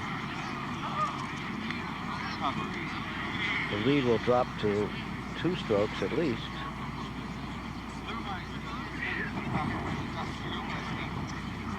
Sweaty palm time, eh? Steve? Tom suffers from a rare skin condition called hypohidrosis, and it's just basically sweaty palms, and it's exacerbated by stress. Well, plenty of that right now. Well, he makes the bogey. Has a 2-stroke cushion going to 18, if you call that a cushion, at Pebble. Well, that's just what we were talking about. I mean, if he made the putt at 16, made bogey at 17, he would have had a 3-shot lead. And you can do a lot of things with a 3-shot. A 2-shot lead you can be a little bit careful with, but you know, 2-shot lead can disappear pretty quick if you make one mistake. Nick Faldo, 3rd shot at 18. Nick was not happy, but that was a good shot. All right, Jack, let's look forward now to the 18th, the final hole of the U.S. Open. 548 yards along the ocean. Jim, what will Tom do? Hit off the tee? Will he play a 1-iron or 3-wood? Trade up there short of those pine trees on the right? Try to put a second shot up here in the fairway. The rough on the right is very, very difficult. Winds coming from left to right. It almost forces you to bring the ocean into play. Pin is tucked right behind the bunker on the right. One of the obviously most beautiful and famous holes in the game of golf. There it is. And there's Tom.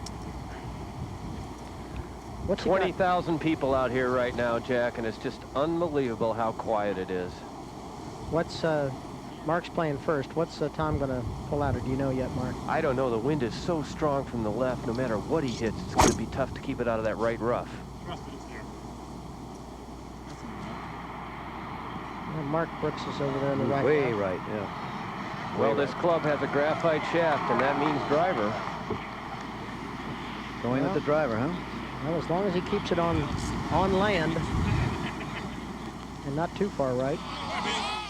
He's driven the ball very well today, but I think to keep this one in the fairway, it actually is going to have to start out over the water. There you see him right in the middle of the screen. See the fence, and then Tom right in the middle there. There he is.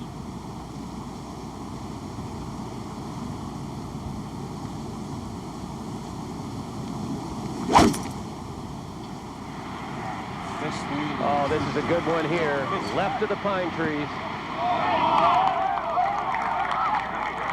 Just unbelievable how good a tee shot that was at this point. One step closer to victory in the Open is Tom Kite. I believe he can get home from there. Think he can? I don't mean to the green. I mean, yeah, well, yes, home eventually for the championship. in time. Well, that's it. Yes, Tom Kite is the leader, and it appears soon will be the champion. After all these years, after winning more than $7 million playing golf, he seems to be on his way to his first major. Here's Ian Woosnam, however, on the 17th hole. Woosie 4 over for the championship, 7 over in today's round. That was a 1-iron. I don't think you can get there with a 1-iron. I just don't. Well, you're right. It's in the bunker. As you said, it's time now just to have some fun once you're out of it, or try to. Now, back to Tom Kite. The orange sweater, which I assume he wears for his alma mater, the University of Texas. Yeah, I think the University of Texas will be very proud of him today. Oh, yes. 245 to the Yeah, 235 to the front. 9. You hear him talking to his cat. Yeah, he's talking 235 to the front. Please don't try to knock it on, Tom. Actually, Jack, this ball has rolled just into the first cut of rough. It's only about an inch into the rough, but it has settled down a little bit. It's definitely going to jump out of this lie. So yeah, that'll be good. Might be a little much. He can't be playing more than about a 5-iron, is he? I think that's really all it is. Again, the wind's coming hard from the left, so he has to be careful of leaving it out to the right-hand side. Well, even if he leaves it out the left-hand or the right-hand side, I mean, it's a side to leave it. Even if he has to pitch it short of the green with the next one, all he needs to do is make 6. Yep.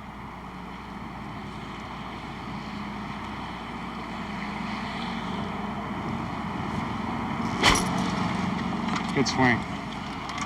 Oh, he hit it right down the center.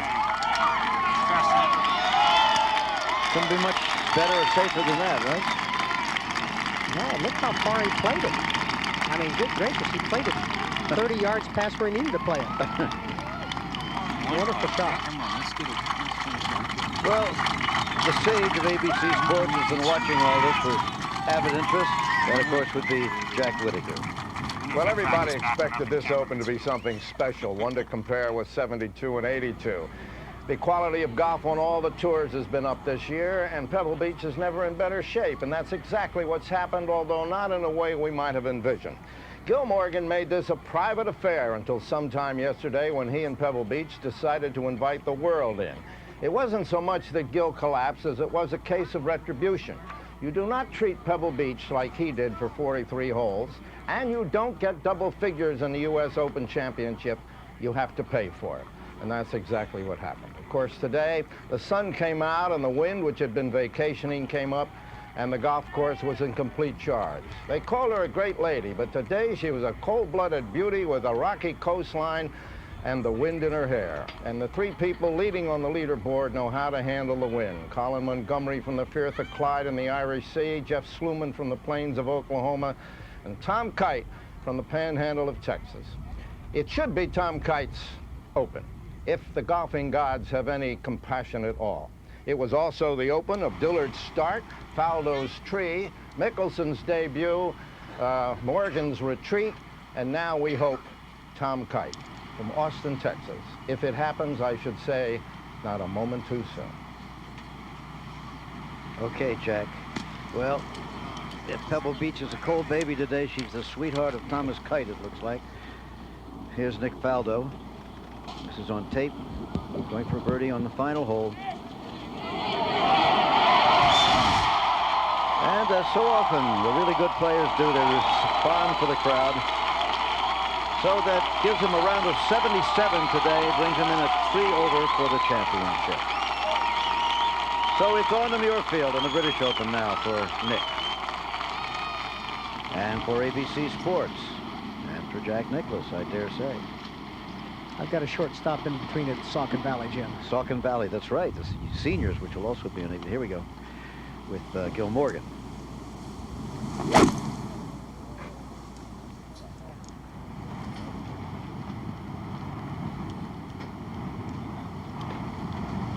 Well, tree going to bother him there?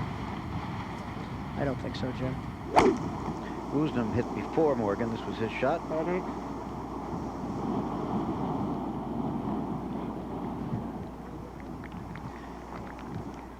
And now, in just a few moments, it'll be time for one of the great traditions of the U.S. Open and the British Open, the walk-up for the champion.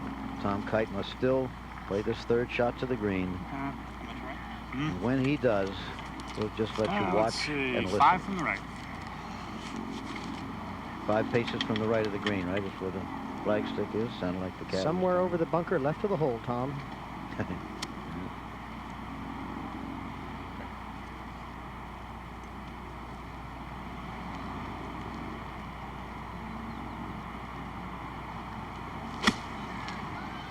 Sit down, Bob. And now, if you'd like to know what it feels like to be a U.S. Open champion, just try to put yourself inside Tom Kite's head and imagine what happens now is for you.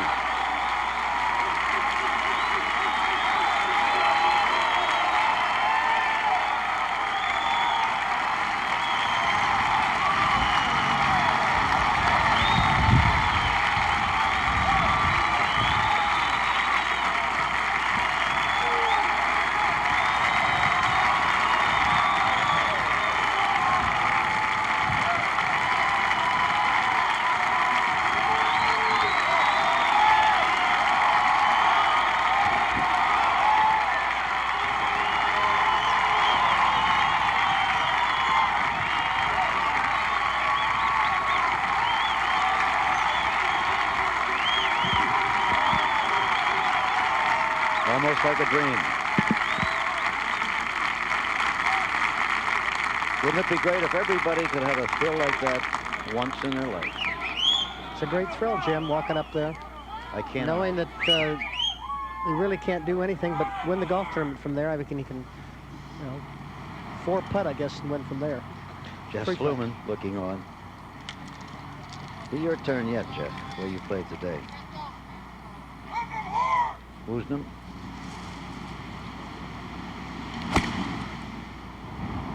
Perfect layup, the left-hand side. Yep, in good shape on the final hole. Mark Brooks.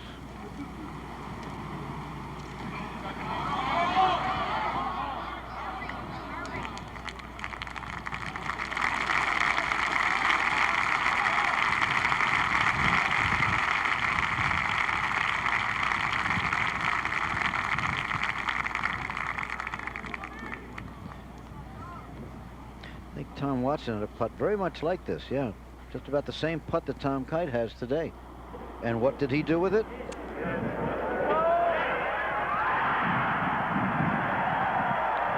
Yep. Well, Jack, it looked like you might very well win an unprecedented fifth U.S. Open when you were watching on the monitor, standing with Jack Whitaker, I think. And then Tom pitched it in on 17 and hold it on 18. Put the icing on the cake. Yes, he did. Brooks will finish up first to allow the proper tribute to the new champion.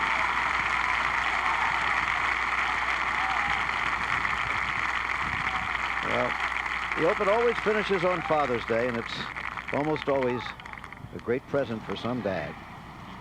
Tom Kite, father of 4, including twins. There's his wife, Christy.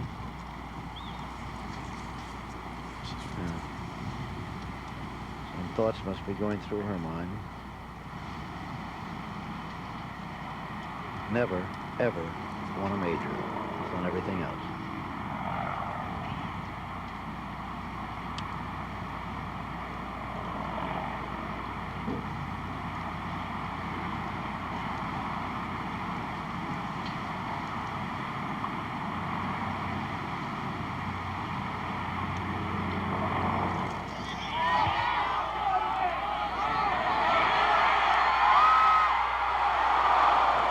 Well, he very nearly ended up like Tom Watson did 10 years ago, but that's good enough. Tom Kite, at last, at the age of 42, has won his first major championship, the U.S. Open.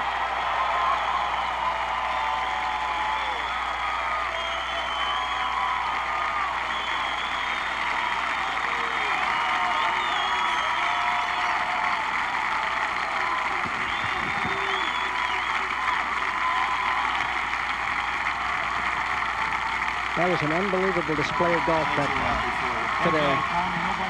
Even par round at 72. Oh, he was fantastic. He just hole after hole after hole, he just stayed there like a little bulldog. He just tenacious and just stayed right after it, and just some great golf. I'm so happy for him and proud of him. I think that's just wonderful.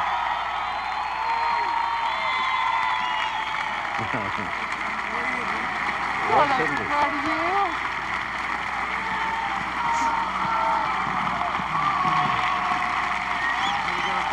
Well, I'll never forget that as long as I live. Thanks. Every time you appreciate you doing this. Thanks a lot. Well, there's Tom Kite. He must check his own scorecard. He is responsible, remember, for his own score. If he signs an incorrect scorecard, he would lose the championship. So stand by. We'll have a word with him in a moment. This is such a warm, emotional moment for Tom Kite. Tom, I don't know if everybody realizes how hard you've been working and just how much it means to you to break through and win a major championship. Yeah, Brent, I don't know what to say right now. It's I'm at a total loss. Obviously it's so important. It means so much, and you keep trying to say that your career is great and you're happy with everything, but and I was happy. I was happy with Tom Kite. I'm really happy with my family. I got a great family, but there's still no substitute for winning. Tom, you're one of the few who have played in all three here. You turned professional in 1972. Tell everybody about the conditions that the players faced in this final round here this year. Well, I'll tell you, Brent, the greens were so difficult out there today. Fairly reminiscent of the last round in 1972. 82, they were much more gentle on us, but with the winds the way they kicked up today and the lack of water, there are some greens that were just unbelievably treacherous, and they could get very tracked up, and gosh, it just made for a scary day on the greens, and I was lucky because somehow some of those putts fell for me today, and I made most of the putts that I needed. There were two wonderful moments for you, chipping in at 7, and then you were able to find your ball alongside those perilous cliffs at 9. You waded down in there to the deep grass. I know it was a bogey, but it could have easily been a double bogey. Oh yeah, that was a big bogey. Some bogeys are better than others, and that was a great one. I was really pleased with that. But really, you're right. 6 and 7. I made a good long putt for birdie on 6, and of course that 7th hole. Gosh, how can a hole look so easy and be so darn difficult? It is such a scary hole. I mean, to think that yesterday I hit a sand wedge, today I hit a 6-iron on the same hole, it's kind of mind-boggling. But the pitch in there, obviously really got everything going in the right direction. Tom, finally, this is Father's Day, and I know how close you've been to your father through the years down in Austin. Brent, you know, I'm lucky because I've got 2 wins so far this year. I won the Atlanta Classic, Bell South, on Mother's Day, and now I've won the U.S. Open on Father's Day. Boy, I hope they don't schedule a tournament on Christmas. Man, I tell you. And the neat thing about it is that this is my parents' 50th wedding anniversary year, so they'll have their anniversary later on this year, and I can't think of much better gifts to give them than the wins. I'm proud as I can be of them, and just so lucky. Jim McKay, he is no longer the greatest golfer to never have won a major. He's a United States Open champion. Tom Kite, congratulations.